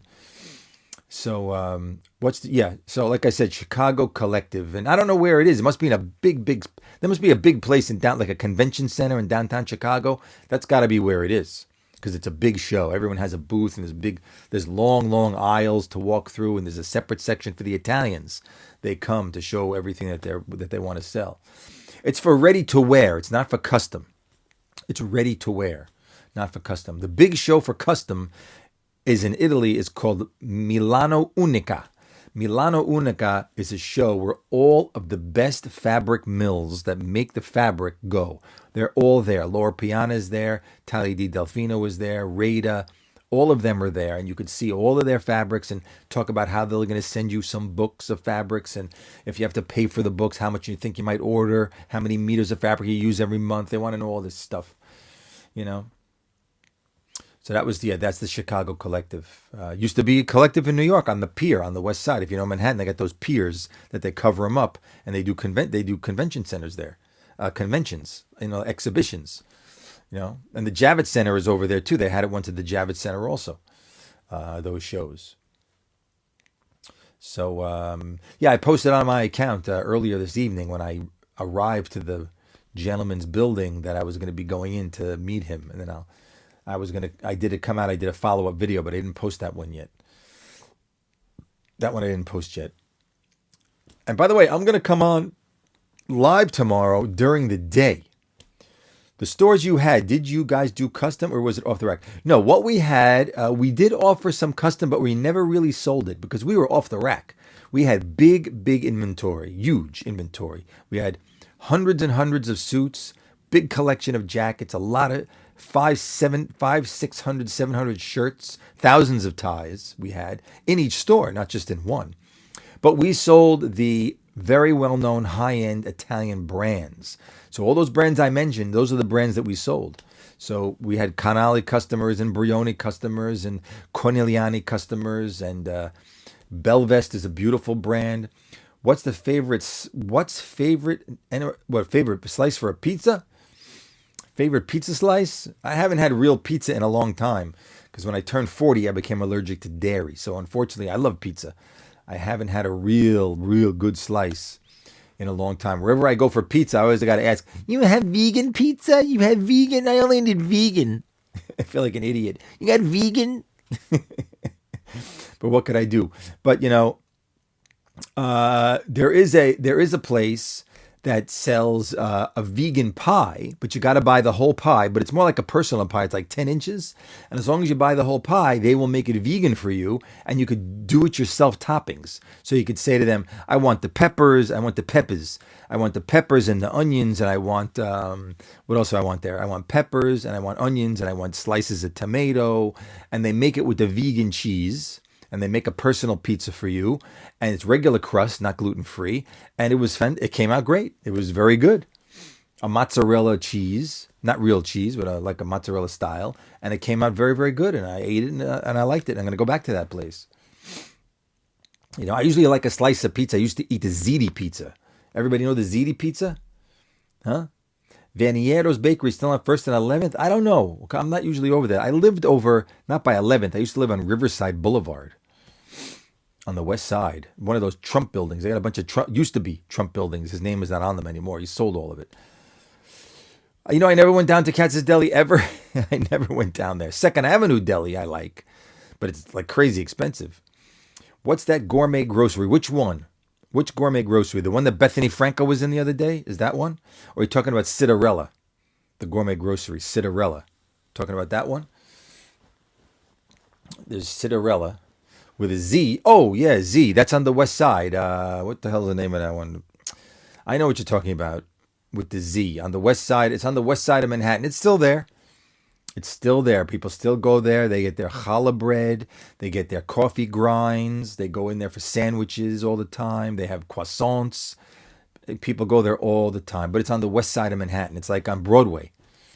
It's right near the big supermarket called Fairway. If you know Fairway Supermarket, there's an unbelievable big supermarket. They've been there like forever, where you pull up and all the fruits are on the outside. Everything's outdoors. The apples and the oranges and the grapefruits, everything outside. Hey, Mr. Ricci, PDG, that's me. My name is Stefano Ricci. Exactly. What amenities does Trump building have? Oh, how about the bagels? Well, why? You want to hear about H&H Bagels? And I'll tell you about the Trump amenities in a minute. H&H, there was a guy here on my live the other day, and he said, remember me? We got to catch up. I haven't seen you in so long. He was the lawyer for H&H Bagels for a very, very long time. He was a lawyer for H&H. He's a friend of mine. He was the attorney for H&H Bagels. Not anymore. Not for many years. But we sort of lost touch. And it was him. I said, you're in Jersey? He said, that's me. I remember he moved to New Jersey. So he sent me his phone number. I'm going to give him a call. So the Trump amenities in the Trump building. Let's see. There was a nice lobby. Concierge when you walk in. Doorman, of course. And what else did they have? Laundry facilities in the laundry room. Not in the basement, but on the main floor where the lobby was. There's also a conference room that has a big screen TV that you could hook up your phone and you could watch that TV when you want. You could also rent out that room if you wanted to. And there was another conference area, like a party room, which you could rent out also. It had a gym downstairs, and that was it. Oh, and on the roof, it had a rooftop lounge, and it was a nice tall building, so you could see all of the Hudson River on the roof. And the roof lounge was indoors. There was also the outdoors area, which was big, where it had all lounge chairs that you can sit outside with trees. And then it had glass on the top. So the glass was blocking the wind, so you could sit out there and be comfortable. And that was everything that it had. That was really everything. Nothing like breakfast in Trump Towers. Ah, that's funny. What's Sue Cafe favorite restaurant in Manhattan? Ginger Lobster. Pool? No pool. Not on that one anyway. What's your favorite restaurant? Steel Pools Spas. No pool, no spa in that building. Not the one I was in. There was a bunch in a row. The one I was in did not have it. Did not have any pool. What's my favorite restaurant? I don't know. I'm not sure about that. My favorite restaurant? I don't really have one now. You know, you want a restaurant your favorite, like, oh, I'm gonna go back. You know, there used to be. So I'm going back quite a few years on 6th Avenue in Midtown.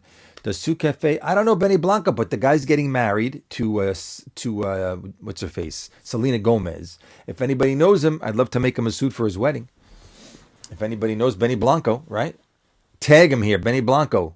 Suit Cafe has to make you the suit in Italy. He's getting married to Selena Gomez. Bought her like a $2 million ring. What was the ring? How much did he spend? 200,000, 250,000 or something? He was actually interested in his suit. Oh, you saw somewhere that he was interested in his suit? Okay. He seems like a cool guy. He's, a talented guy, that's for sure. You like steakhouses? Yeah, I do, but I tend to eat chicken or fish, even though I would go to a steakhouse. I've been to Smith & Wollensky, Sparks. You know Sparks Steakhouse. That's where what's-his-face got shot by John Gotti right in the front. As soon as he walked out after his full meal, Paul Castellano. John Gotti, boom, boom, right out front. That was the famous thing about Sparks. And it's still there. Then there's Morton's. I've been to Morton's. That's like a chain thing. Ruth's Chris. That's a chain thing. How about Peter Luger? I know the owners of Peter Luger. I was very friendly with them. Not lately, but I was very friendly with the owners of Peter Luger. Robert De Niro's restaurant in Tribeca. That's Nobu. That's the sushi restaurant. That's Nobu in Tribeca. And there's a lot of Nobus around now. There's also the Nobu Hotel in Miami. Sukave, ever seen? Yeah, sure, I saw Carlito's Way. Absolutely. There's been a lot of clips on it lately on TikTok. Peter, you mean Peter Luger? Yes, of course, Peter Luger. I know Peter Luger. I was there. I know the owners pretty well. I haven't been in touch with them in a few years, but I do know who they are. And there's a couple of documentaries on YouTube about the owners of Peter Luger. You can watch it. Those are friends of mine. And, they do the buying for the meat and the beef and the whole thing. I'm not really a steak kind of person. Not crazy about it, let's say. I like London broil. A couple of times I barbecue it myself, slice it up. My brother-in-law, he's a very well-known comic. He's crazy about steak red meat. Crazy. And he eats it almost raw. I'm like, how do you eat it like that? It's like red raw with like the blood dripping out. He's like eating it like that. That's his thing. He loves it. KB. Cow is the healthiest meat to eat. Do you prefer? I don't prefer seafood, but I like chicken. You know what I like? I like a really good beefy. You go to a steak place and you get the hamburger, like the beefy, juicy hamburger with the onions and the sauteed onions and tomato, with it's juicy, and they give you some like spicy mayo sauce or something on there. That's good with some nice salty steak fries. I like that. That I like. What's your favorite fish? I like my favorite fish is salmon, teriyaki salmon, grilled salmon. I make it a lot myself. That's what I like. Did I ever hear about what? Who? Biggie Smalls? Of course. Biggie, can't you see? Right? More money, more problems. Some nice oysters. Well, no, my father liked that. He liked oysters. We used to go with my grandfather to the Oyster Bar in Grand Central Station. That's a famous place, the Oyster Bar in Grand Central Station. Look it up online. Famous place, the Oyster Bar in Grand Central Station. I don't know if it's still open, but that was like lunchtime. You couldn't get in that place. I'm going back a long time.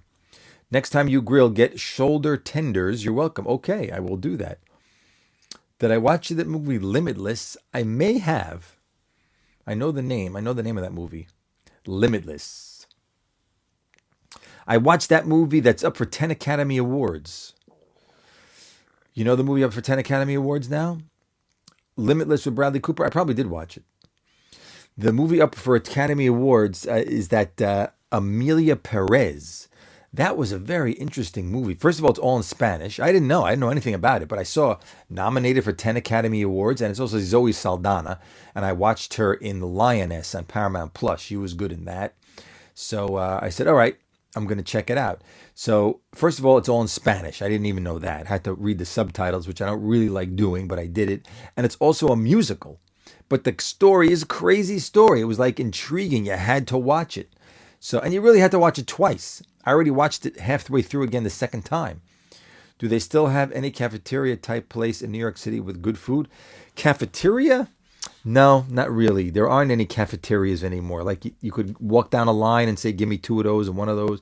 There's nothing like that. Everything is a restaurant, sit down. I mean, there's lunch places. You can go luncheonettes. There's EJ's. EJ's Luncheonette, famous on the Upper East Side. It's in the 70s on First Avenue. I think it's First Avenue. EJ's, that's a famous place. That's a good place. Another place is the Viand Cafe on Madison Avenue. It's like ridiculously tiny.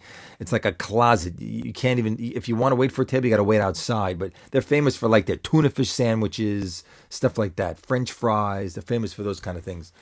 Diners in New York City, I don't know. I don't know anymore. There aren't so many diners left any place anymore. You know, in Manhattan. There could be some somewhere. But I haven't been to a good diner in New York City in a while. Right? Sylvia's, that's all the way uptown, like Harlem. Is it a diner, though? I don't think it's a diner. Sylvia's more like a restaurant.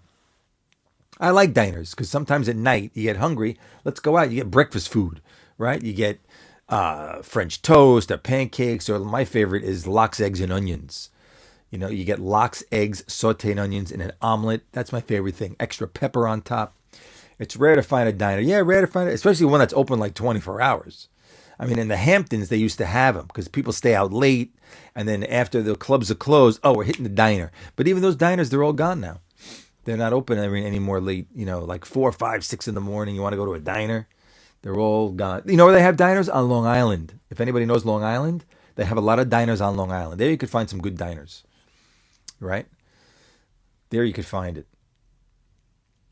And, yeah, you could find good diners there. So what time we got? All right, we got just after 1. They had Hampton. Yeah, they still have the Hampton Jitney. The Hampton Jitney goes from Manhattan and takes you on the bus all the way out to the Hamptons. That's right. Is Manhattan? No, Manhattan is Manhattan. That's New York City. And then you have to drive, take a bus or a train to go over a bridge or go through a tunnel. And then you're on. Queens is part of Long Island. Queens is part of Long Island. So the beginning part of Long Island is Queens, and the whole thing is Long Island. It's Nassau County, Queens County, Nassau County, Suffolk County. And then your Suffolk County goes all the way out to the Hamptons, out to Montauk. Montauk Point is the end. You can't go any further. At the end of Montauk Point, is a lighthouse. You can go there and you can climb up the lighthouse. It's very, very old. That's the end. That's the Atlantic Ocean right there. So that's the end of it. And there's a lot of history with that lighthouse, how they used it during the war to try and see warships were going to come to the United States. So, of course, you can wear a watch with a steel bracelet with a suit. It's very popular now. The Hamptons is nice. There's different parts of the Hamptons. You have West Hampton Beach. Then you have, which is the closest one to New York City. It's like 2 hours, just under 2 hours if you're driving. And by the way, driving out there, especially in the summer, the traffic is nuts, insane. It could take you 3 hours, depending on when you go. And it's just a straight run. You leave Manhattan, you either go over the Queensboro Bridge or you go through the Midtown Tunnel onto the Long Island Expressway. There's nothing express about it. And you just go straight. And that's it. And when you get to exit 70, you get off on Montauk Highway and it takes you right to the Hamptons. And you keep going. You get to West Hampton Beach, then you have Southampton, then you have East Hampton, then you have Amagansett, then there's a couple small towns in there, and then then at the end is Montauk. Now Montauk used to be a place where it was like very affordable. Nobody really went over there. They have a famous hotel called the Gurneys. It's like a hotel spa. That's famous in Montauk. But now Montauk is the place. I mean, that's like the place now to go. Sometimes even more than the Hamptons. People are like, man, I'm going to the Montauk. That's like the place. Is the turtleneck you're wearing fashion? Yeah, turtleneck is very popular again. The full turtle, not the mock neck, not the half one, the full one. Very popular. People even wearing it with suits again. The turtle. But today was a Sunday, so I wasn't going to wear. I was seeing a customer. I wasn't going to wear a shirt and tie at night to go to someone's apartment. It's Sunday. It's not like a regular weekday. Can I believe Hoboken? I know where it is. I've been there, but I never spent there. Why not the mock neck? Well, the mock neck was around in the 90s. That was like a 90s look. The mock neck. Remember those two guys on Saturday Night Live? They always did that funny sketch with the club music. What's his name? Not Vince Vaughn. What the hell's his name? He was just on the SNL 50 show also. He does a lot of movies. I know I can't remember anybody's name all of a sudden. I'm getting old. And the guy Randy Catan, the guy Catan, what was his name? He was on SNL also. His last name was Catan. They do the guys who they bop their heads to the music. Ding, ding, ding, ding, ding, ding, ding, ding, ding. They're always bopping their heads to the music, right? Yeah, those guys wore mock necks. That's the style of the mock neck from back then, from the 90s, right? So that's why the mock neck is really. We used to sell hundreds of mock necks, every color. We had I remember the royal blue mock neck. That was like everybody wanted royal blue with a black cashmere jacket. That was the look. Yeah, Night of the Roxbury, exactly.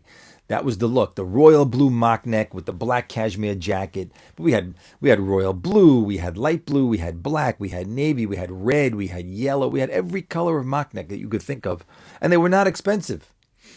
At those years in the 90s, the mock neck was what, $110, $95 for the mock neck? Was not a lot of money. Not a lot of money for the mock necks in those years. Things became very, very expensive the last 10, 15 years. Very, very expensive. A mock neck is a turtleneck that's half, and it doesn't fold over. See how this folds over? It's half the size. They call it a mock neck. Yeah, Will Ferrell and Chris Kattan. Exactly. They did the sketch again on the SNL 50. If you watched it, they did that sketch again. Yeah, Will Ferrell, Chris Kattan, they did that sketch. They always wear the mock neck because that was the style of that 90s. The guy going out to the club with the funky jacket with the mock neck. That was the look. So it got this sort of stereotype. So people don't buy mock necks. The turtleneck is like the classic, became a classic gentleman's thing to wear, even with a suit. If you want to like make the suit a little more casual, you could wear like a white turtleneck or navy blue or a colored turtleneck that picks out a color that's in your suit jacket. So that was, but we sold so many of those. Oh my God. They were made from Zania Barufa. I remember the mill that made the merino wool, Zania Barufa. Nobody knew what the hell it was, Zania Barufa, but it had the nice label, Zania Barufa, right? Barbara Brower. Thank you for joining, Barbara Brower. Appreciate that very much. Solid color suits or patterns? I like patterns, really. I'm not really a solid suit kind of guy. I do have a charcoal gray solid double-breasted flannel suit, wool cashmere. It sort of goes with that sort of look. But mostly I have patterns. I have window panes. I have pinstripes lately. Been doing a lot of pinstripes. And plaids. I have some plaids too in the suits. I got a beautiful summery suit. It's like a pale gray with a navy blue plaid over a pale gray. Sir, where can you buy the best turtlenecks? Thank you. I mean, you're asking me, Peter, you want the best, like price no option, or you want like something like it's good quality and I can get it at a decent price? It's, two different things. I mean, Ralph Lauren makes decent clothes. He makes clothes all over. You could find his clothes made in Italy. He makes beautiful fashion. He has his look. You gotta like his look. But he makes beautiful things, right? You can't say no. Look what a success he is, So, if you want to buy turtlenecks, you can go to any good brand name Italian men's shop, and I'm sure they're going to have. Canali probably has turtlenecks. Hugo Boss probably has turtlenecks. Zegna definitely has turtlenecks. Only black turtleneck is good. Sean likes a black turtleneck. Well, I got the purple on right now, sort of like lavender dark purple I'm wearing. What's the best new clothing line now? A new one for men? There really isn't anything new for men that's been out. There's been quite a few that have been around that are still doing well. That are still important in menswear. There isn't anybody like years ago. Can you define Stockholm style? Or I don't know Stockholm style, but there is a very good company in Sweden. Right? There's a good company in Sweden called Tiger of Sweden. If you know Tiger of Sweden, they make beautiful clothes. And my grandfather had Tiger of Sweden in his store in the 1970s. Now, we were talking about licensing.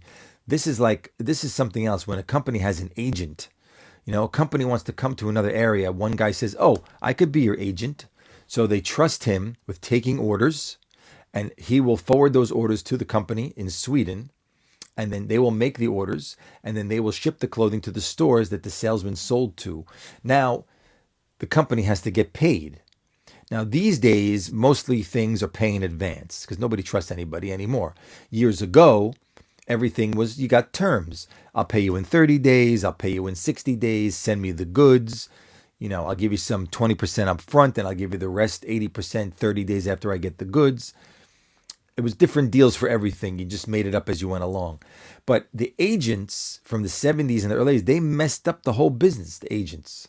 That's why now everything is pay in advance. Now when you want to buy something, the factory says, "Okay, we're going to make it for you. No problem. Send us the money."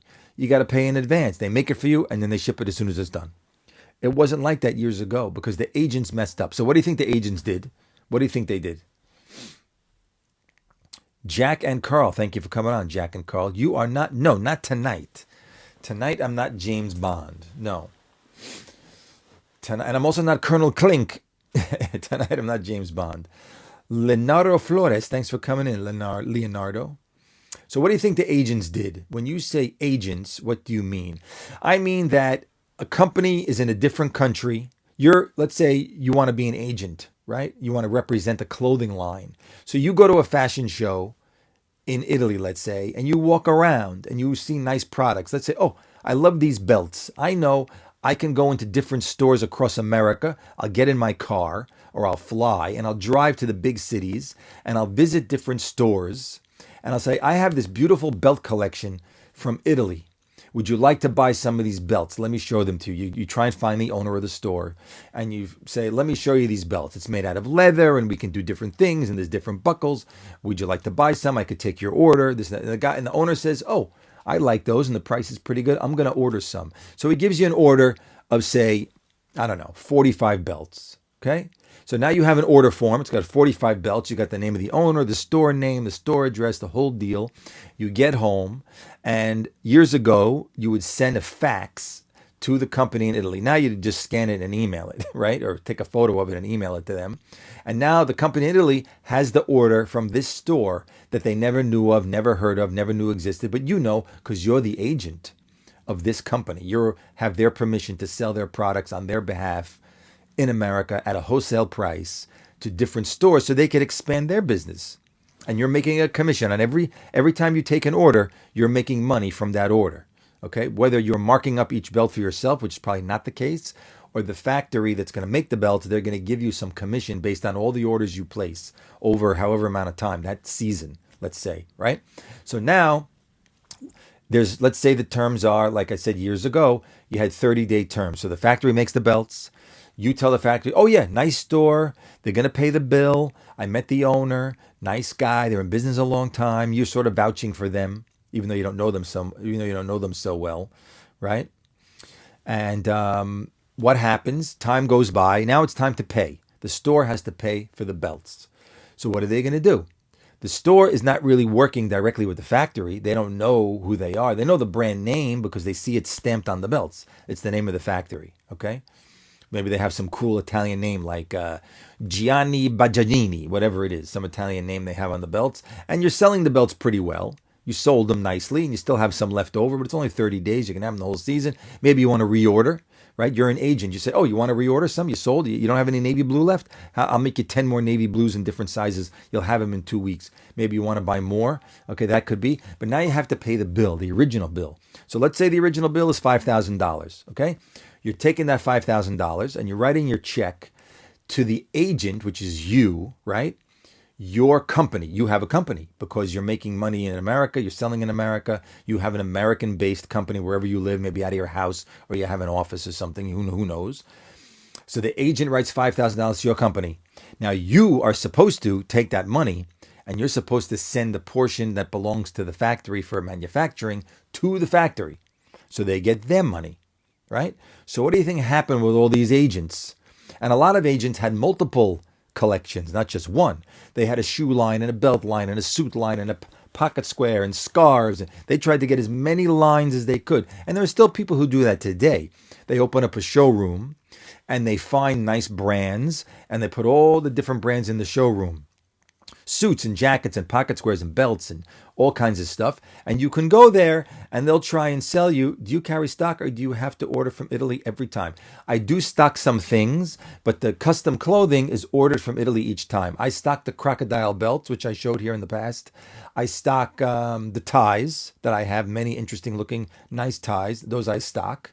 And I stock scarves in the wintertime. I buy a lot of scarves because those sell very well. Cashmere, silk and cashmere, 100% silk.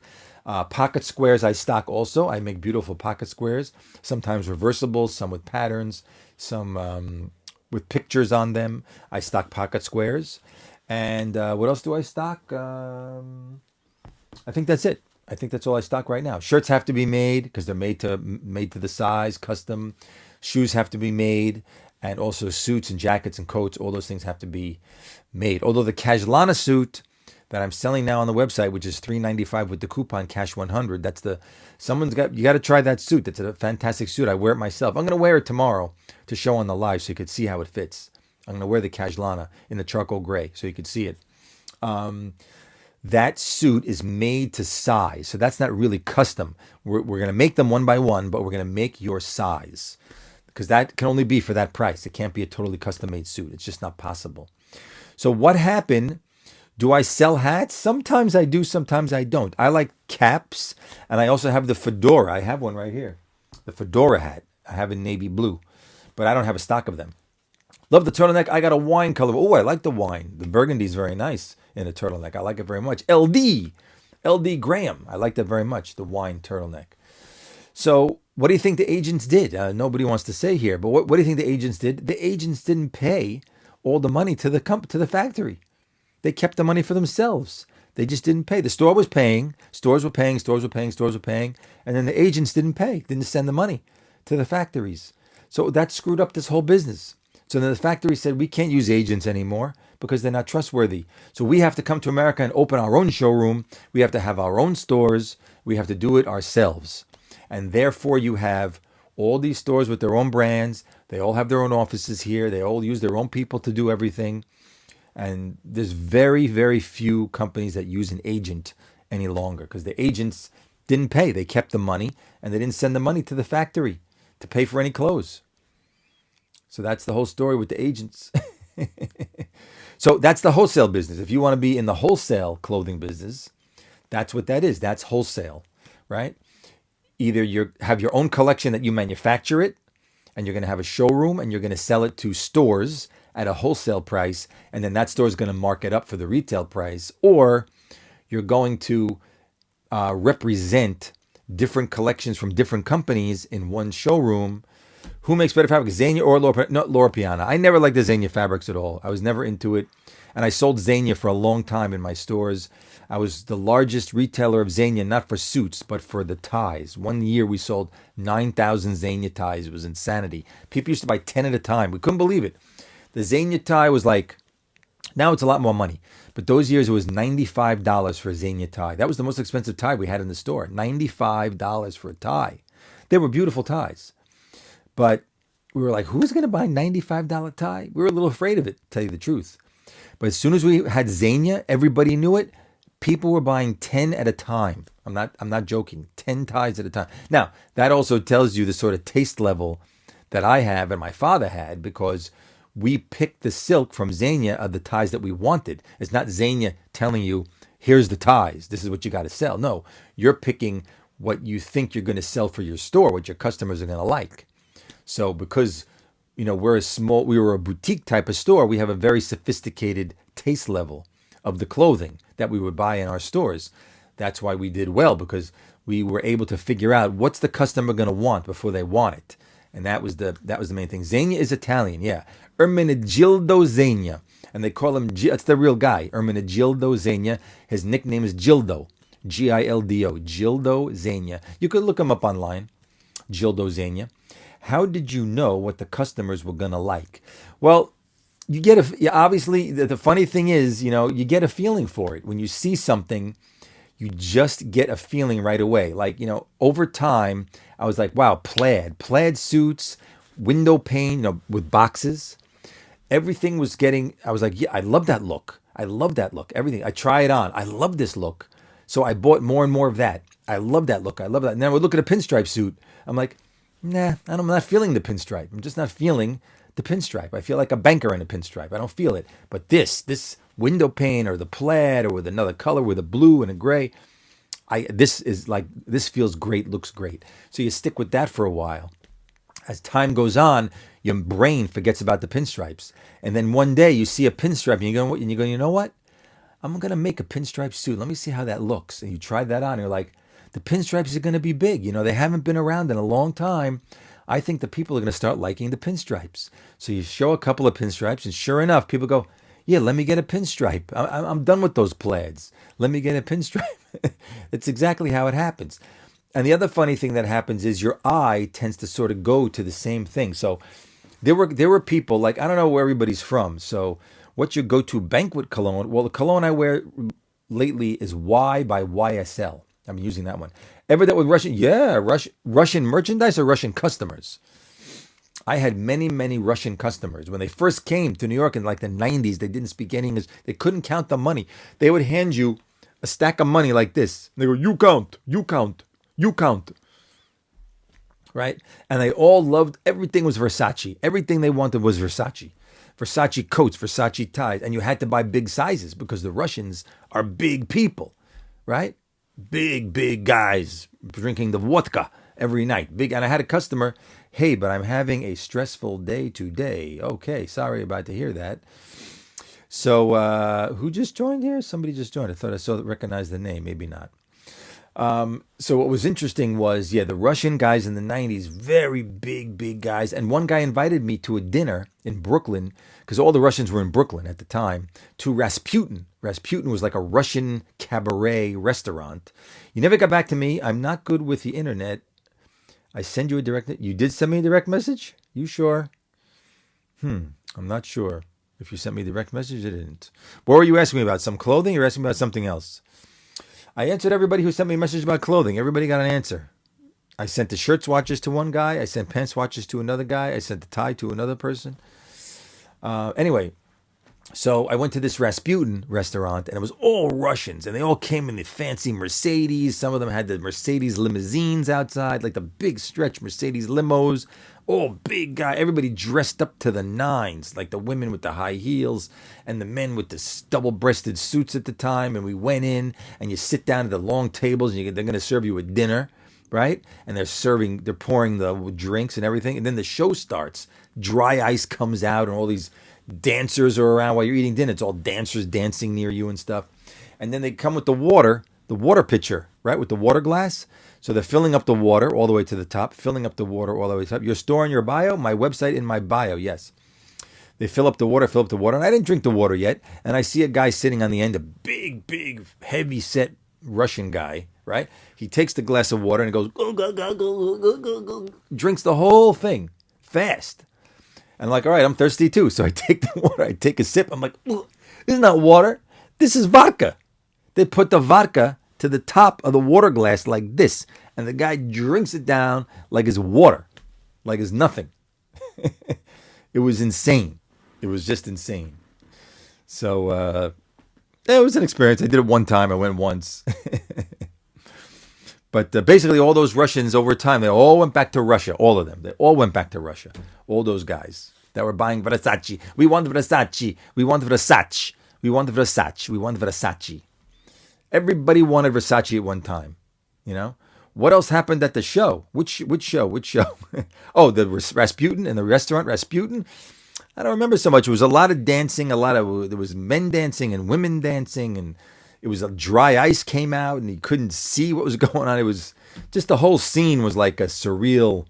Probably like if you go to a club in Moscow, they copied it and they put it in Brooklyn. You know, that's what I think it was. Oh, they were all in like the jewelry business. They were all in jewelry. Healthcare, jewelry. That's what they were all doing, right? What they doing? Dirty deals, or did you not privy? No, I don't know what kind of deals they doing. I wasn't privy to any of that. They came to my store. They bought clothes, and they said, "Hey, we want you to come to dinner. Come to dinner with us. Come to dinner." So we made a time and a day, and I went. I went there to Brooklyn, and I went to dinner with them, right? They all left. They went out and they went in the big. They had some guys had these big stretch Mercedes limos. I don't know what business they were in. I had no idea. But some of those guys had the big stretch Mercedes limos, and they went in the back, and the limo was right out front when they came out, waiting for them. You know, they were all. I mean, I don't think the vodka bothered them one bit. To them, it was like water. They drinking it down like the whole night. You know, they're used to it. They were used to it. You know, they were really used to it. One time in the store, we had the Saudi prince who came to the store. He came to New York for some meetings at the UN, and he came in the winter. And he was staying across the street. We were right across the street from the Palace Hotel on Madison Avenue. If you know the Palace, there used to be the Helmsley Palace. No, not Dubai. Not Dubai. I'm talking about Moscow. I wasn't in Moscow. I was in Brooklyn at a Russian restaurant, a Russian like cabaret club in the 90s that I was invited to by customers of mine that were Russian. So there's the prince who had been in the store in the past, but of course he's not in New York a lot. He was at the Palace. He was at the Waldorf Astoria Hotel, and he had an entire floor of rooms. What city would you rather visit? Well, I've never been to Dubai. I was in Russia. I went to St. Petersburg. I didn't get to Moscow, but I was in Russia. Yeah, Prince of Saudi Arabia. Wow, what kind of suit does he wear? He wasn't wearing a suit that night that I saw him, but he wears Brioni. He wears Brioni suit. There's the Brioni store in New York City, which is now on 57th Street. It used to be 52nd Street. It was one block from me. I was 51st. Brioni was 52nd. He used to go to the Brioni store, and they used to just give him the suits. He didn't pay. He sent them a wire every year for $1 million. Every year, $1 million. He sent the cash by wire, and they just kept giving him clothes, right? And he was living in Olympic Tower, which was around the corner from me on 51st and 5th Avenue. I was in the apartment. He had a swimming pool inside his apartment in Olympic Tower on 51st and 5th Avenue, a duplex. One floor was the swimming pool indoors.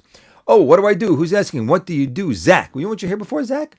I make custom-made clothing for men. I make beautiful handmade clothes in Italy. I'm in New York, but I make beautiful handmade clothes in Italy for men. Why does everyone like Brioni? Because Brioni is like the standard Italian handmade from many, many years ago, still around now. And they make a beautiful product with beautiful fabric, beautiful fit. And everybody knows it's about $5,000 for the suit. I mean, everybody. So that's why Brioni is like, oh, you got Brioni? Gorgeous, gorgeous suit. There are others that are more money and others that are less money that are good, just as good. But people know Brioni, that's like, forget it. I love Brioni. I love that brand. If I could wear Brioni, I would wear it, but I don't have it now, so I don't wear it. I've never heard of Brioni. Oh, look, go on their website. They have a beautiful website. You'll see the prices. Beautiful website. An overcoat, 10,500. Suits, 8,500, 6,500. They have stores in all the major cities, I would say, especially in Italy. But I bet you they got a store in Shanghai. They're in Dubai. They're in Miami. They're in New York. They're in LA. They're on Rodeo Drive in LA. There's Brioni there. I bet you they have a Brioni store in Chicago. They probably have a Brioni store in Seattle. All over Italy, they have Brioni. Rome, Florence, Milan, Naples. They got them all over Italy. They're in Tokyo. I mean, everywhere. You name it, they're everywhere. And, very, very high end. Very high end.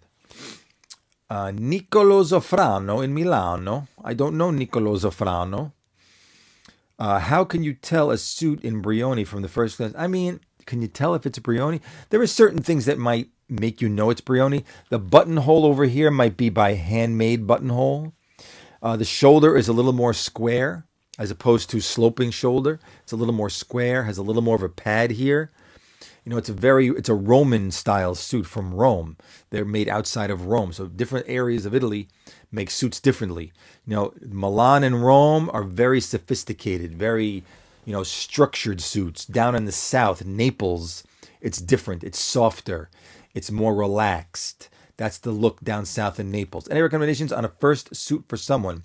I take a suit from Carencenni over Brioni any day. Okay, I know that brand. I don't know it well.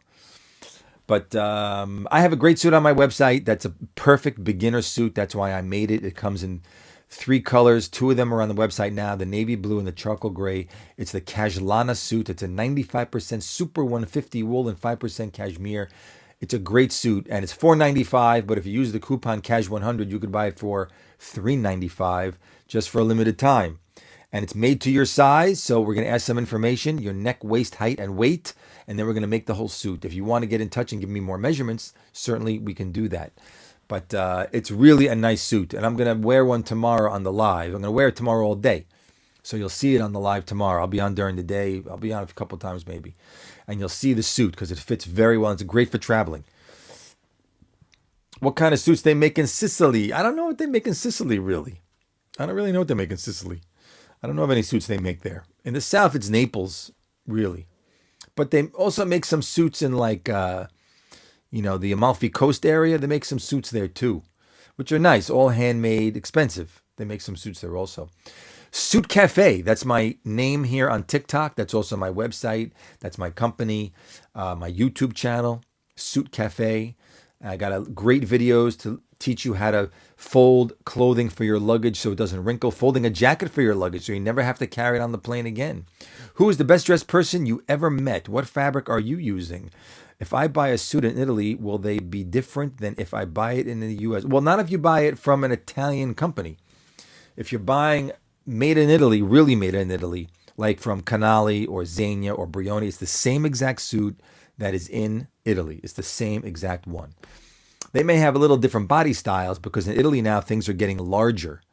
So that fashion will come here soon. A lot of them are showing it here already. I don't know how they're selling it, but things are getting bigger. The shoulders are getting wider. They're getting baggier. Pants are getting wider also. There's no more slim, trim, short. That's all gone. That's all gone. What fabric am I using? What fabric is this? This is like a tweed almost. You look at it closely. Can you see? It's like a little bit of a tweed. Right? It's got like purple. It's got like purple and brown and a little blue. That's why I wore the purple turtleneck with this jacket. It's like a tweed almost. It's a wintry, something, for the wintry, for the cold weather is what it is. Best dressed person that I ever met. There was a guy that I met a long time ago. He owned a very big travel agency. I forgot his name. Long time ago. Very big travel agency. He used to buy clothes in our stores. Not everything. He used to go all different places. But he only wore a voile shirt. Anybody know what a voile is? V-O-I-L-E, voile. He only wore voile. And he wore tight. He liked the shirt right against his body. And voile. Voile it's called Swiss voile. It's a cotton that's sheer. You can see through it. So when you have the shirt, the collar has a double lining, so you don't see through the collar, but you could see your body through the shirt, right? And he liked the voile, Swiss voile, especially in the summer. Swiss voile is nice because it doesn't feel like you have a shirt on. It's almost like see-through. You can't feel it, right? A see-through dress shirt. Yeah, yes. Oh, sipping whiskey, listening to the gem. Okay, thank you, William. Thanks so much. That's the property of Swiss voile. Very few people, we carried it in the store, but we had a few customers who liked it, but most really Americans didn't like it because you can see everything through it. You could see your chest. You could see everything through the voile. It was expensive. Yeah, it was expensive. Those years it might have been, I don't know, $2.75 a shirt. That was expensive then. It's expensive now. Anyway, he loved it. White voile and cream and light blue and dark blue. He only bought voile, black voile. He only bought voile. And he bought some suits from us, but he bought suits other places too because he traveled a lot. And do you think Gucci into the gutter after Tom left? I don't know. Even when he was there, I don't know that it was so great, Gucci. I mean, the shoes are all $1,500, $1,400. You know what they make that I like that I don't have one, but the Gucci tracksuit with all the G's all over it. I like that tracksuit. You know, the Gucci stuff I like better for women than I like for men. And same thing with the Louis Vuitton. I like the women's better than I like the men's. And you have the luggage, and you have sunglasses, and you have the belts. But other than that, for men, it's not like anything Louis Vuitton. What is there? You're going to wear a bucket hat with LVs all over it? You know, that guy who does the watches, you probably see him. If you like watches, what's his name? Moses the jeweler. If you see him, he loves Louis Vuitton. He wears the baggy jeans, Louis Vuitton, everything with LV, LV, LV all over it.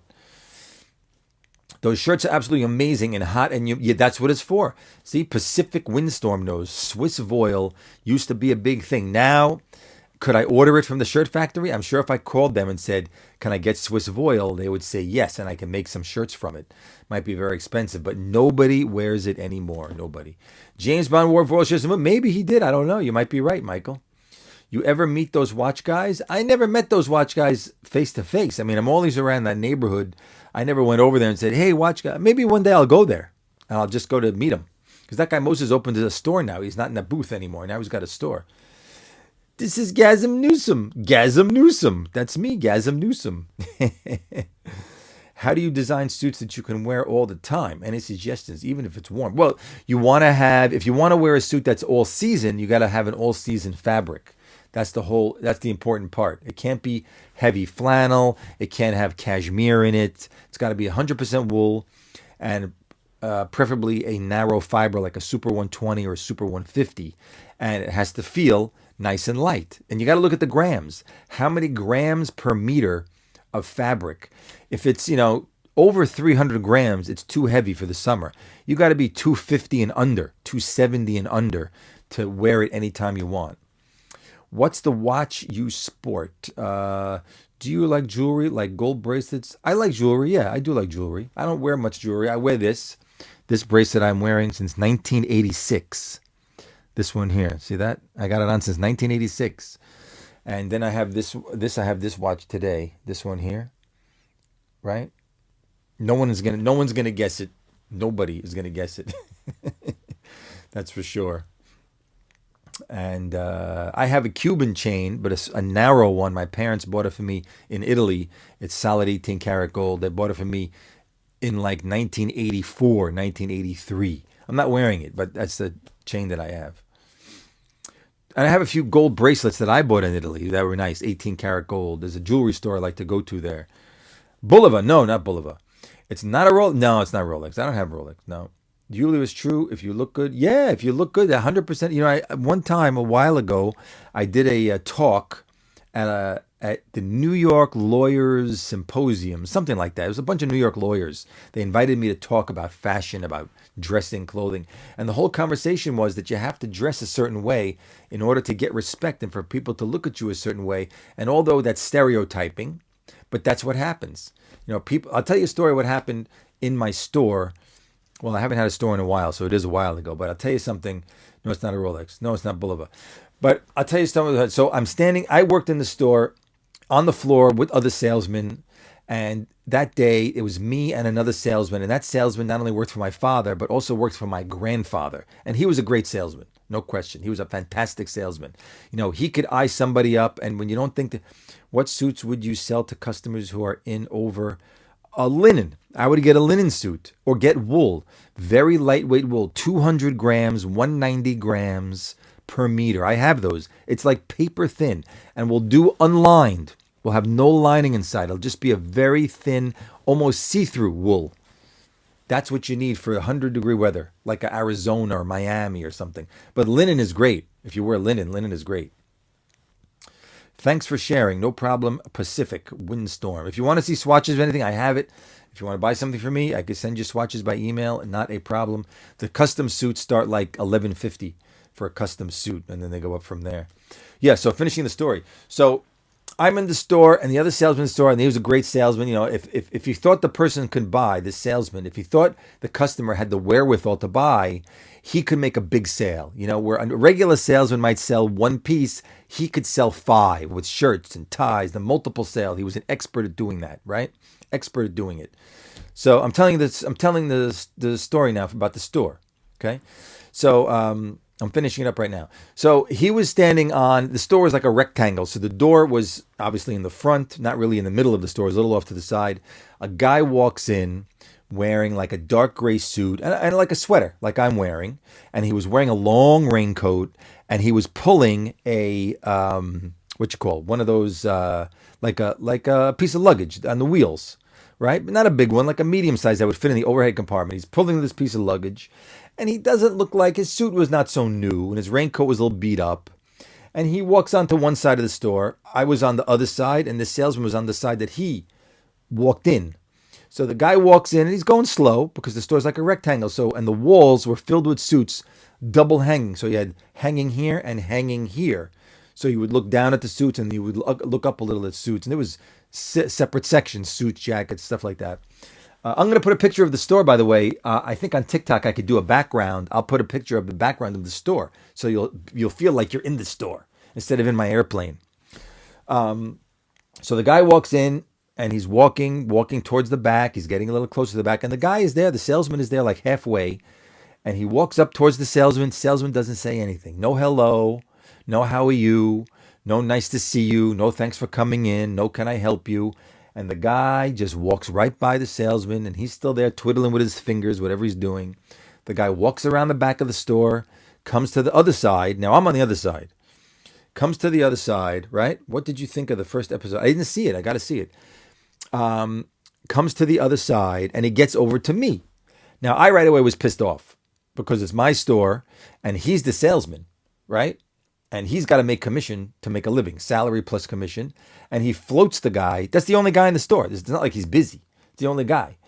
So he floats the guy, lets the guy walk by. So the guy gets over to me, and I say right away, hello, hi, how are you? How can I help you? Anything I could show you? Whatever I said something like that.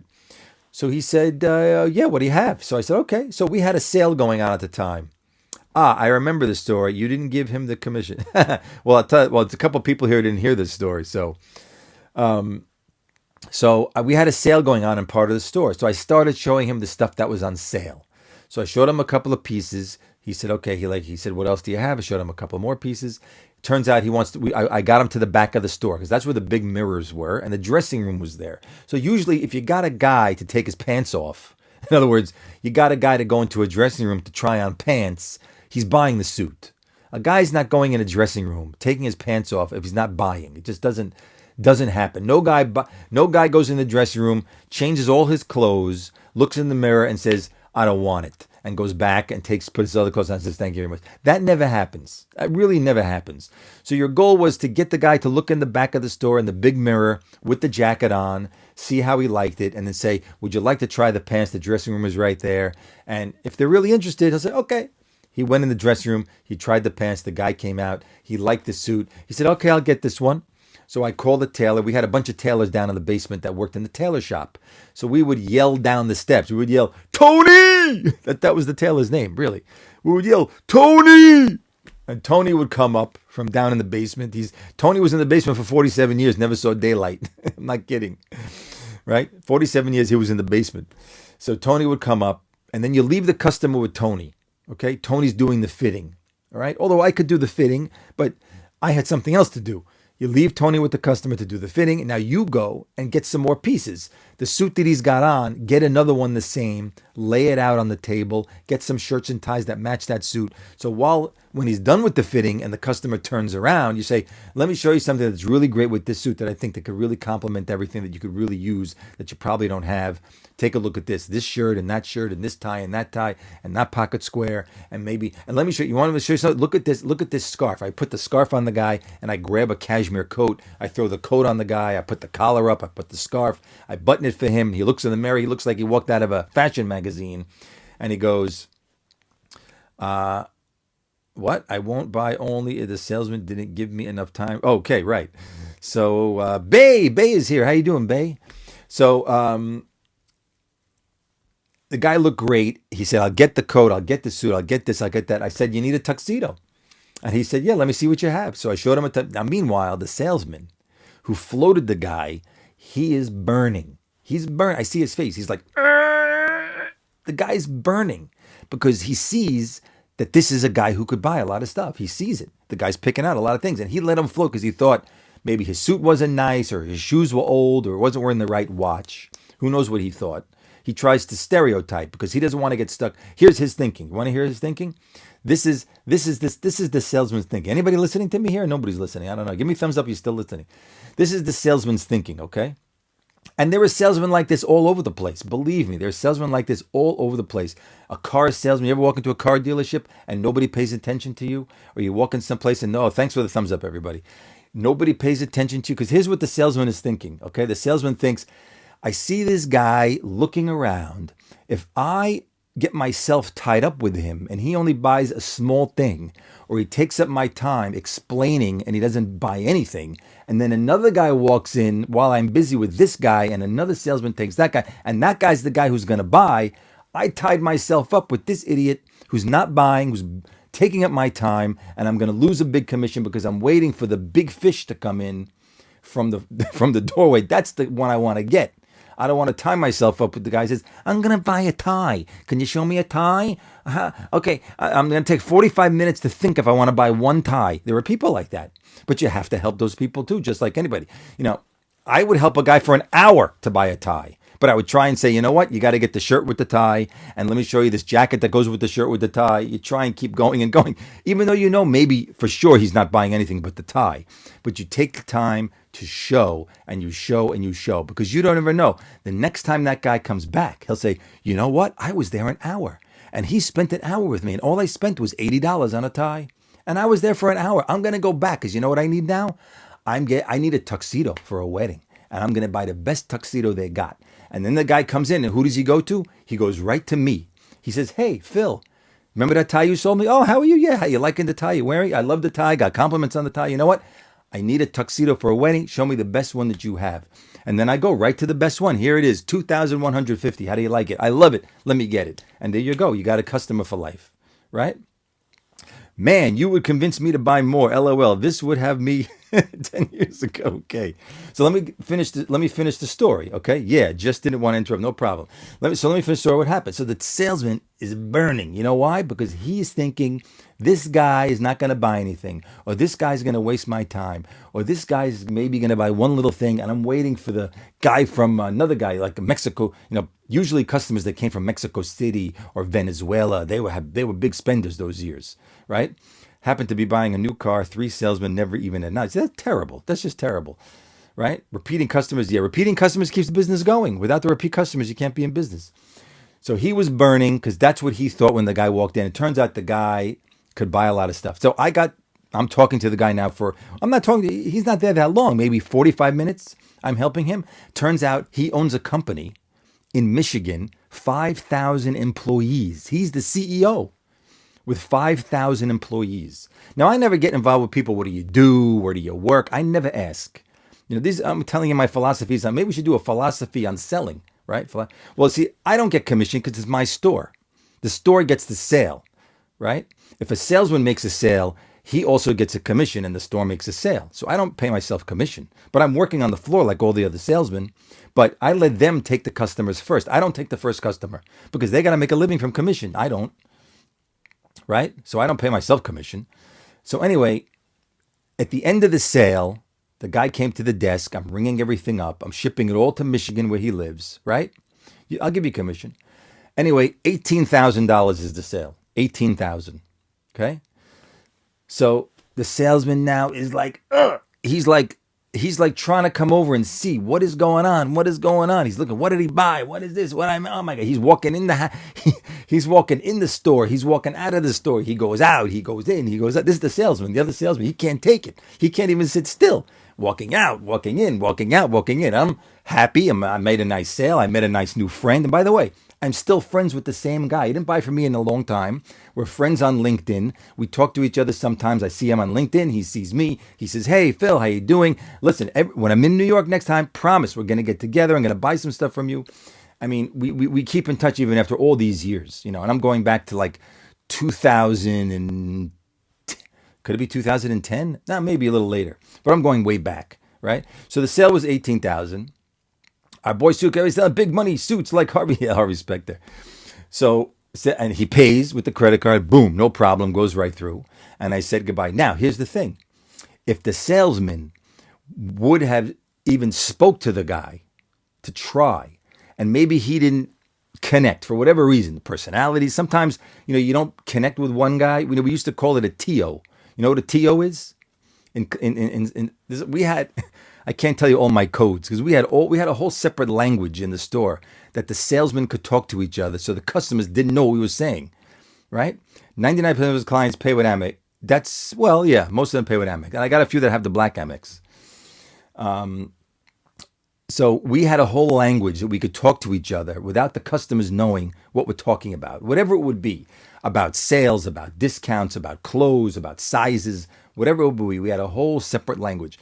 So there was a thing which I could tell you called the TO, right? But sometimes you help a customer and your personalities just don't hit it off with the guy. It's the personality wise, whatever it is, right? So the salesman would see, if the salesman is smart, he would see, you know what? I'm not going to make a sale with this guy. I don't know what it is, but I'm not saying the right thing, or it's not coming out right, or he's not understanding me, or he's not liking what I pick, whatever it might be. So if the salesman is smart, he wants to be a company guy. He wants the store to do well, because if the store does well, he's going to do well. He'll keep his job. The store will buy more inventory. He'll have more things to sell. More customers will come if the salesman is smart. But some salesmen are out for themselves, even though they're working in the store. They're just thinking about themselves. I'm not going to make a commission. Let the guy leave.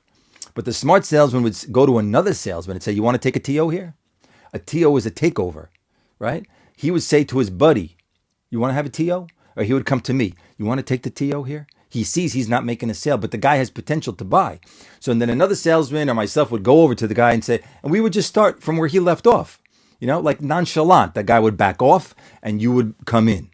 Very nonchalant way. Not like, "Come over here, help this guy." You got to do it in a very nonchalant, like the customer doesn't really realize what happened. All of a sudden he's out and you're in. Sometimes it was easier for me because I could come in and say, "How you doing? I'm the owner. Nice to meet you here. I'd love to show you a couple of things we have. Or I see what you picked out. It's very nice. I'll show you a tie to go with that. And let me show you how this is made." And you open it up and you show them how the shoulder is made. It's hand sewn. You give a little education about what's going on with the clothing. Why is this $1,800, right?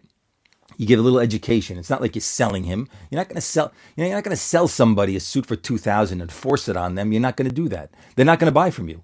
You can't do it that way. You're not going to walk into the Mercedes-Benz guy. Is not going to. You want to buy the S580 for 170,000. He's not going to force you to buy the S580. You already know. You know the car. You know the price. There's extras up and down, 10, 20,000. He's not gonna. He's got to educate you, show you the inside, push a few buttons. How does it work? How fast does it go? What kind of tires, is on it? What kind of colors can I get? He's educating you. And if you make a nice rapport, right? You make a nice rapport with the guy, you're going to have a sale. I'll tell you about the best salesman I ever saw in a second. I'll just finish the story quick. So the salesman was like burning. The guy paid for the stuff, $18,000. He left.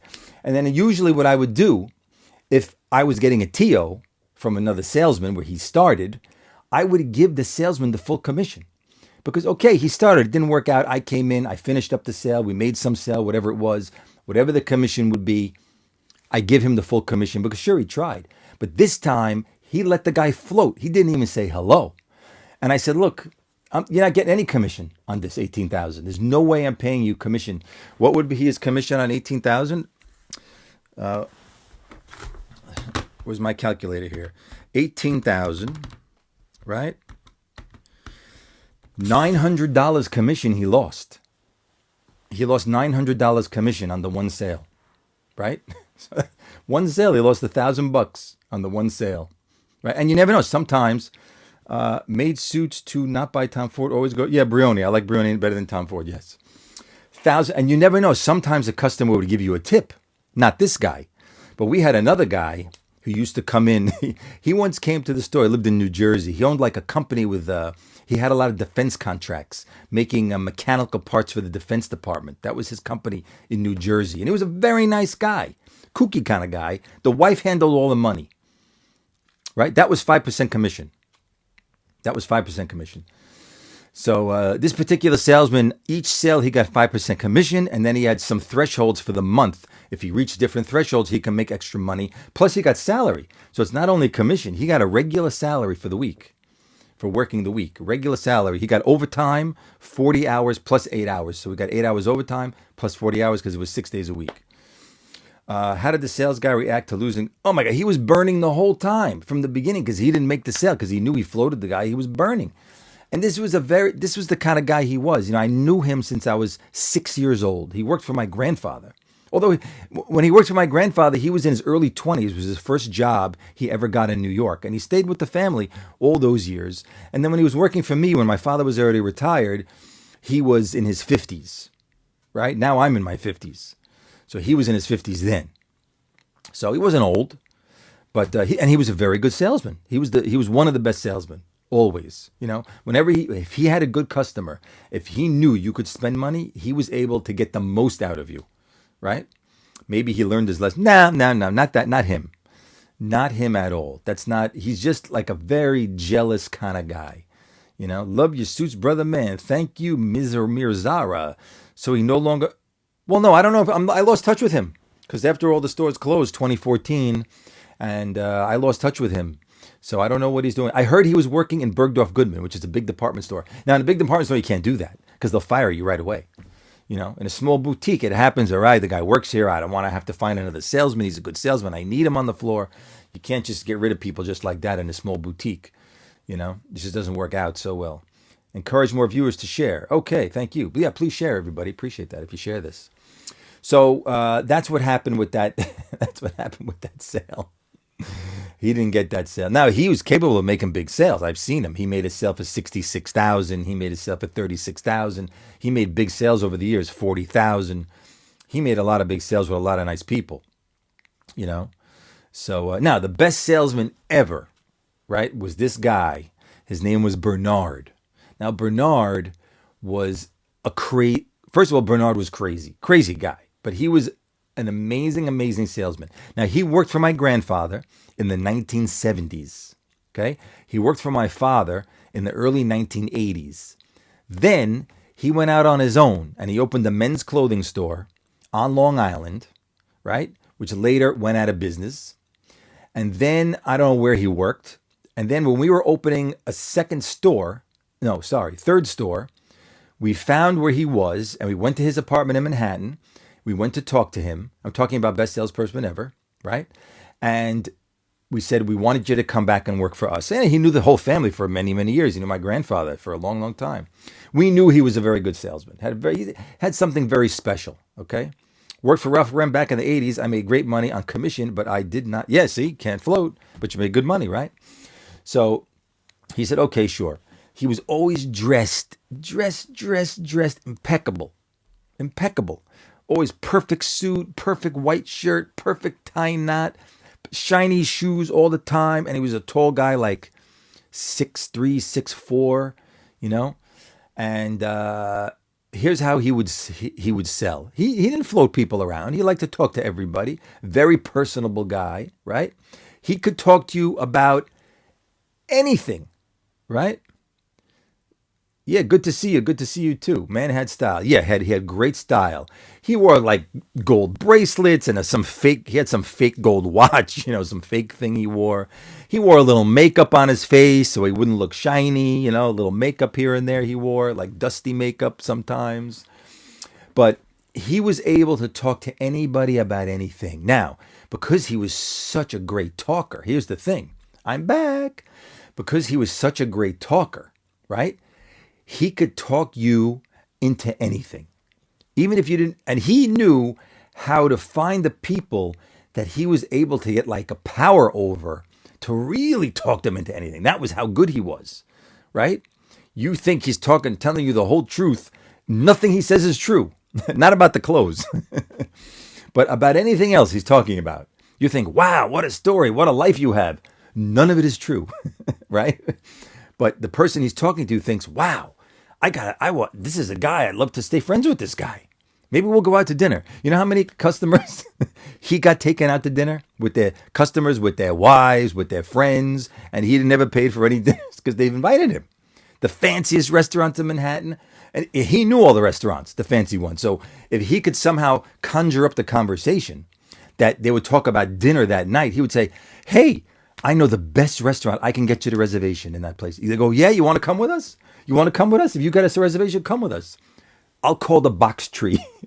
There was a place called the Box Tree. I don't think it's there anymore. It was 49th and 2nd Avenue in the Box Tree, like a boutique hotel. It was like when boutique hotels first started. Right? You had to give your credit card when you gave the reservation. And if you didn't show up, they charged you some money. I don't know what it was. So, and I remember he told me, he would say, Phil, could you get the guy's credit card? I'm on the phone. I need the credit card for the reservation. I would ask the customer, oh, Bernard, he's making the reservation. You asked him to make, he just needs a credit card to get the reservation for you. Oh, sure. A guy would take out his American Express. Go ahead, give Bernard the credit card. It was insanity what he would do. But the thing was, he became friendly with the people. And every time the people came back, I want to see Bernard. I want to see Bernard. Bernard dresses me. Bernard knows what I like. Bernard knows how it fits.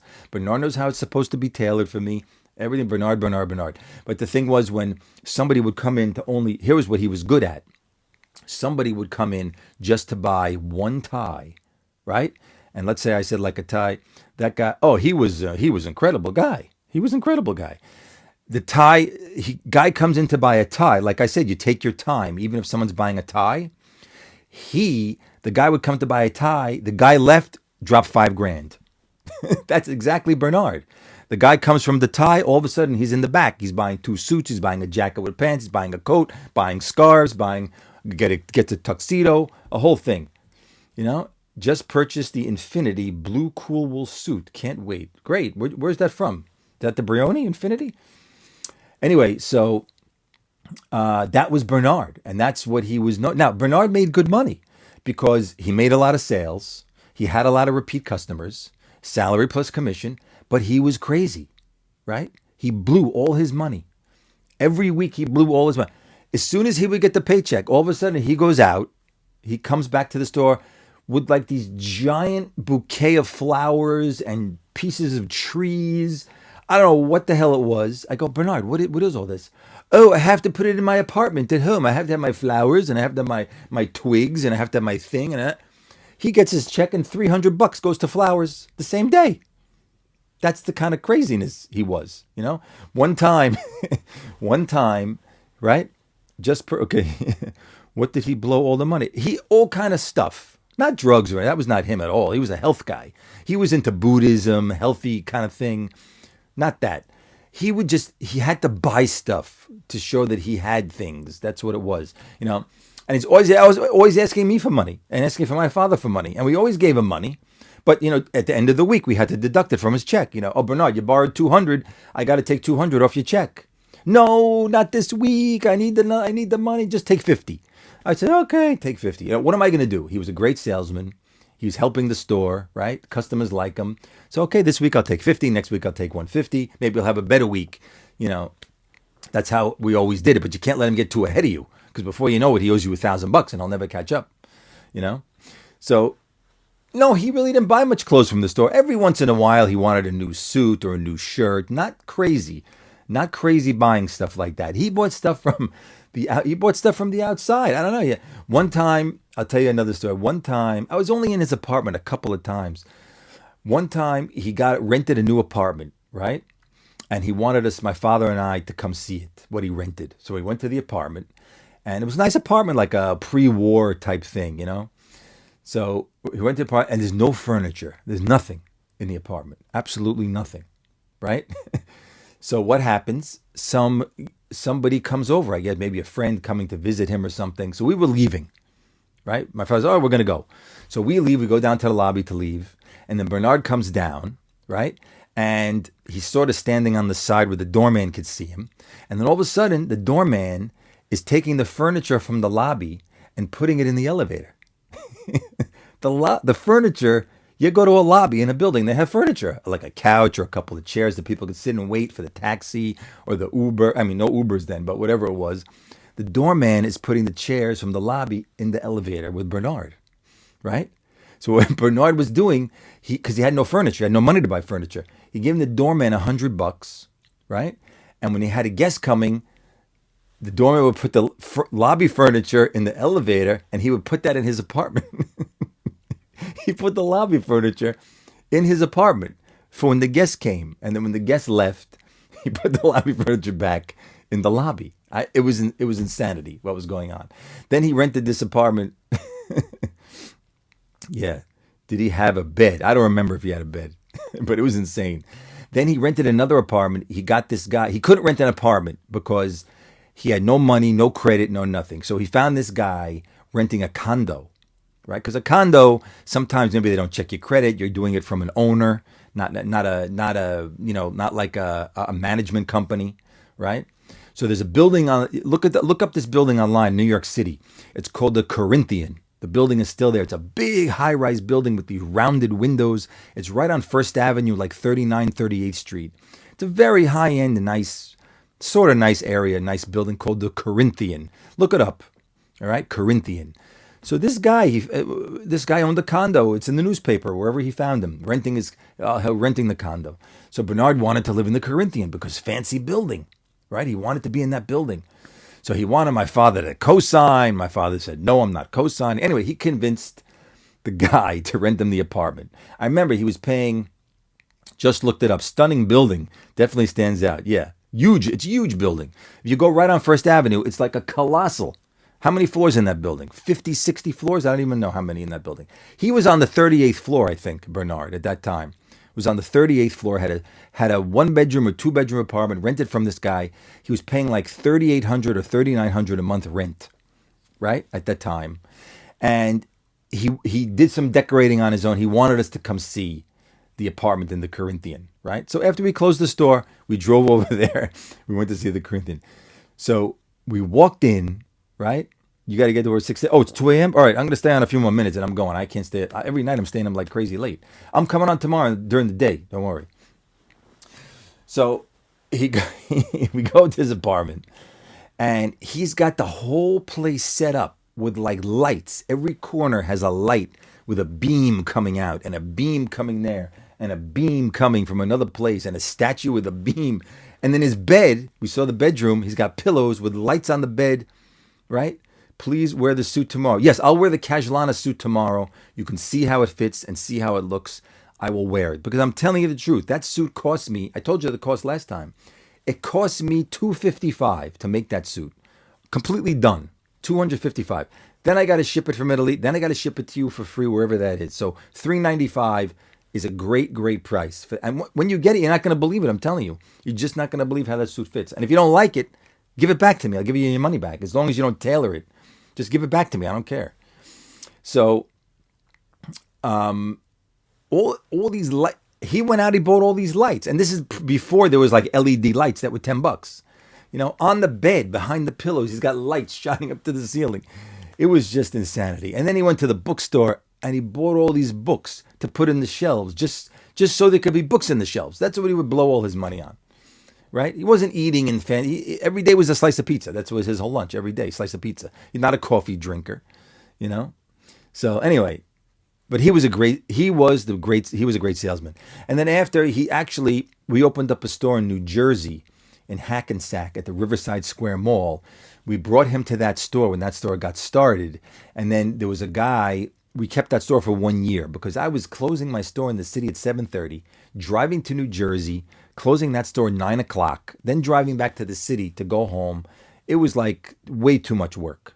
Working from 10 a.m. to 7:30, closing a store, then getting in my car, driving to New Jersey, getting there at 8, staying in that store for another hour, closing there, and then driving back. So we did that for a year. I did that for a year. And then finally we said, you know what, we're going to sell that store in Jersey to somebody else.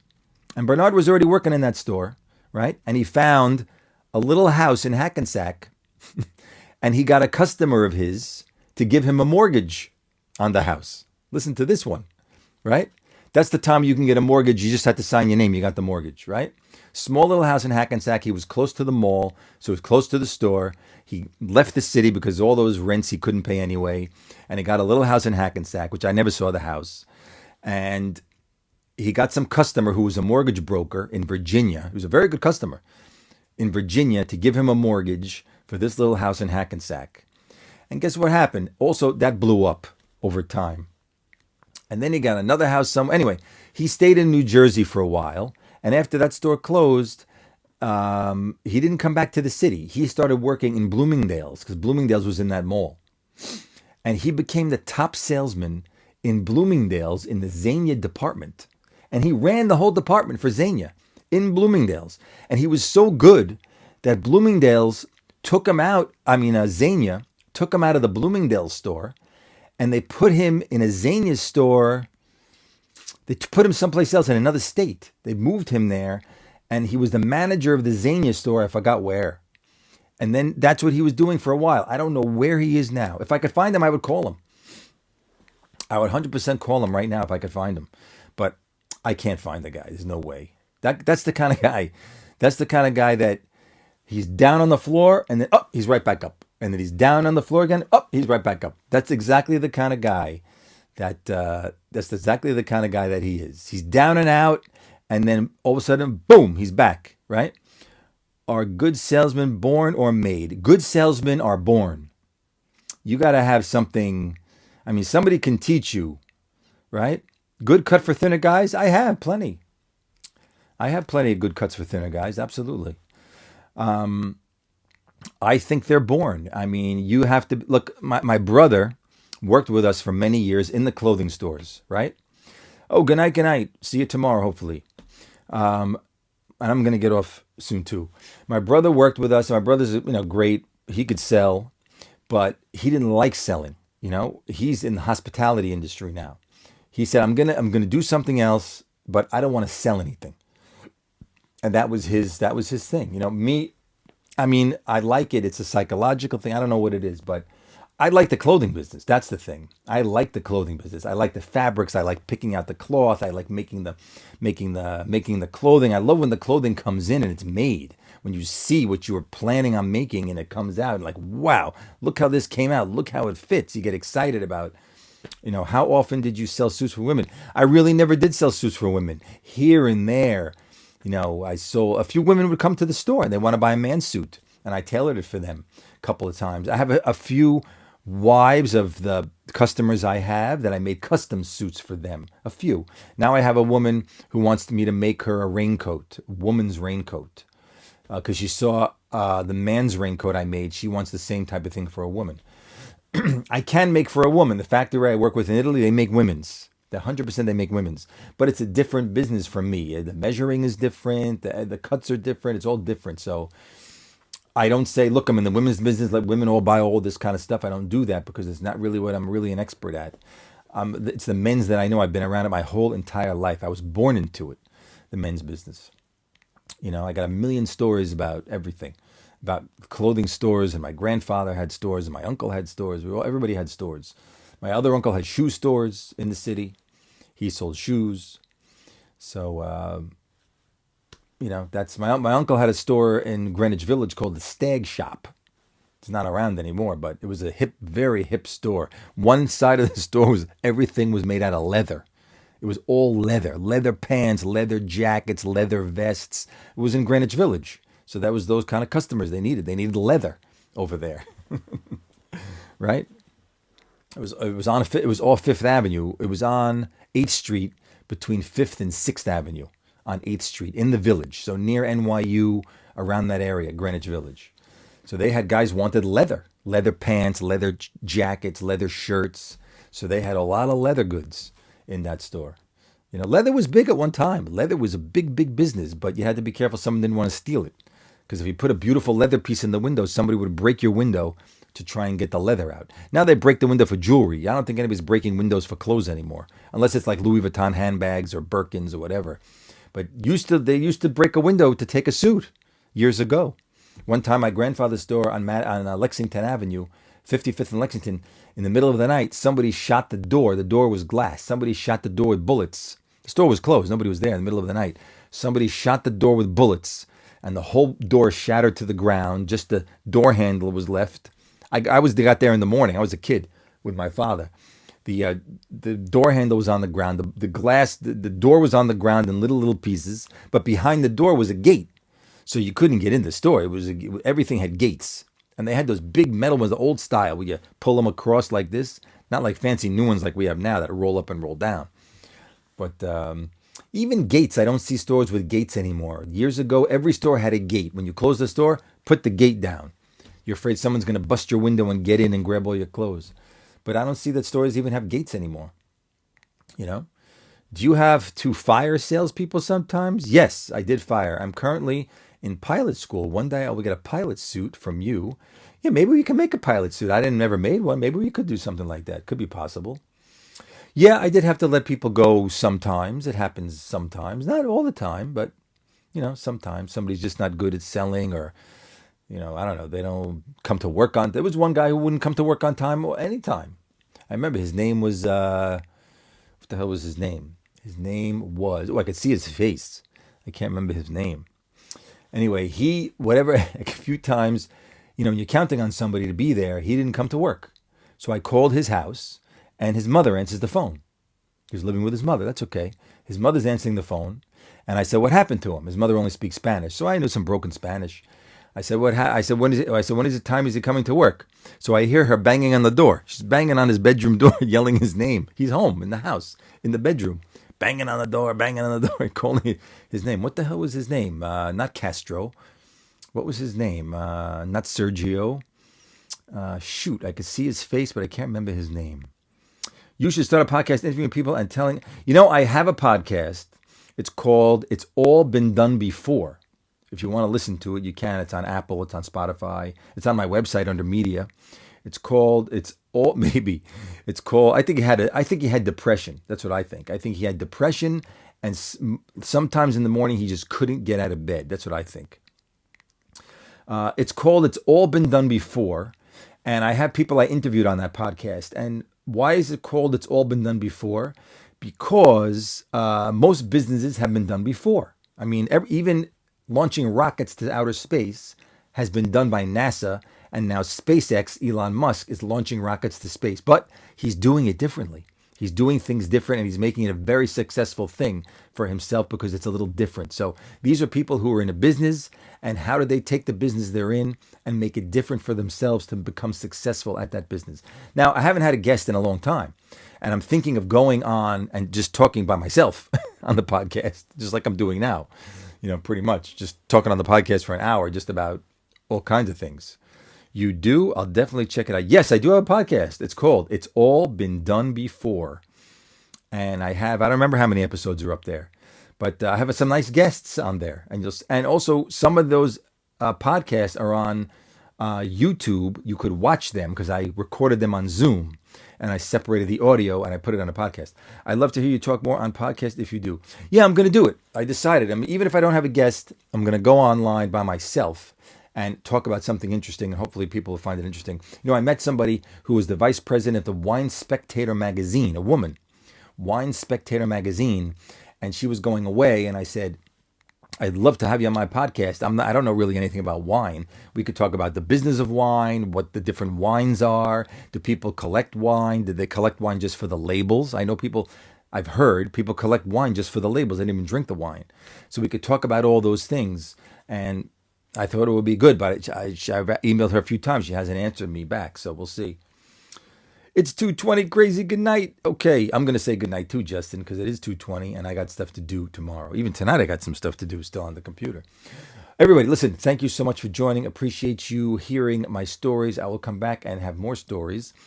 These lives, are they available to people who are not on the live to watch them later? I haven't seen that anywhere from anybody else's account. Can people find these lives and rewatch them? Not little clips, but the whole thing if they wanted to. I'd be interested to know that. I was able to download some of these lives on my computer and save them. No, they can't watch the lives. People should be able to watch them. No, don't think so. They do split it up into clips if you want to put clips on your account, but it wouldn't make sense, right? What would make sense to have a little clip? Yeah, only I can is right, yeah. It wouldn't make sense to have a little clip. You lose the whole context of the whole thing, right?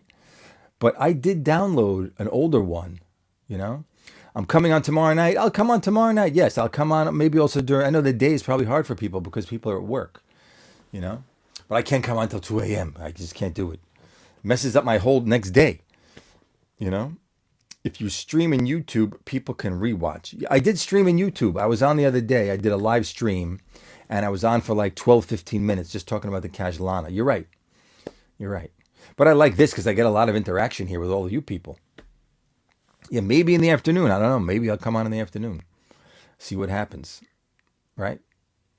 Thank you for the live. It was interesting. Definitely following. Thank you so much. Yes, anybody, please. Thanks for following. Appreciate that. And yeah, I got to go. It's late. I didn't think I'd be on this late. I didn't think I'd be on this late right now. And I'm glad the sound is good because I got this really cool mic. I've been using it for quite a few years, but it works really well. And yeah, check out my YouTube channel. I got a lot of cool videos on there if you want to see some of the clothing that I unbox for my customers. All right, so thanks again, and appreciate you all. Appreciate you all being here. And as I say at the end of all my YouTube videos, see you all again when I am back at it. Have a good night, everyone.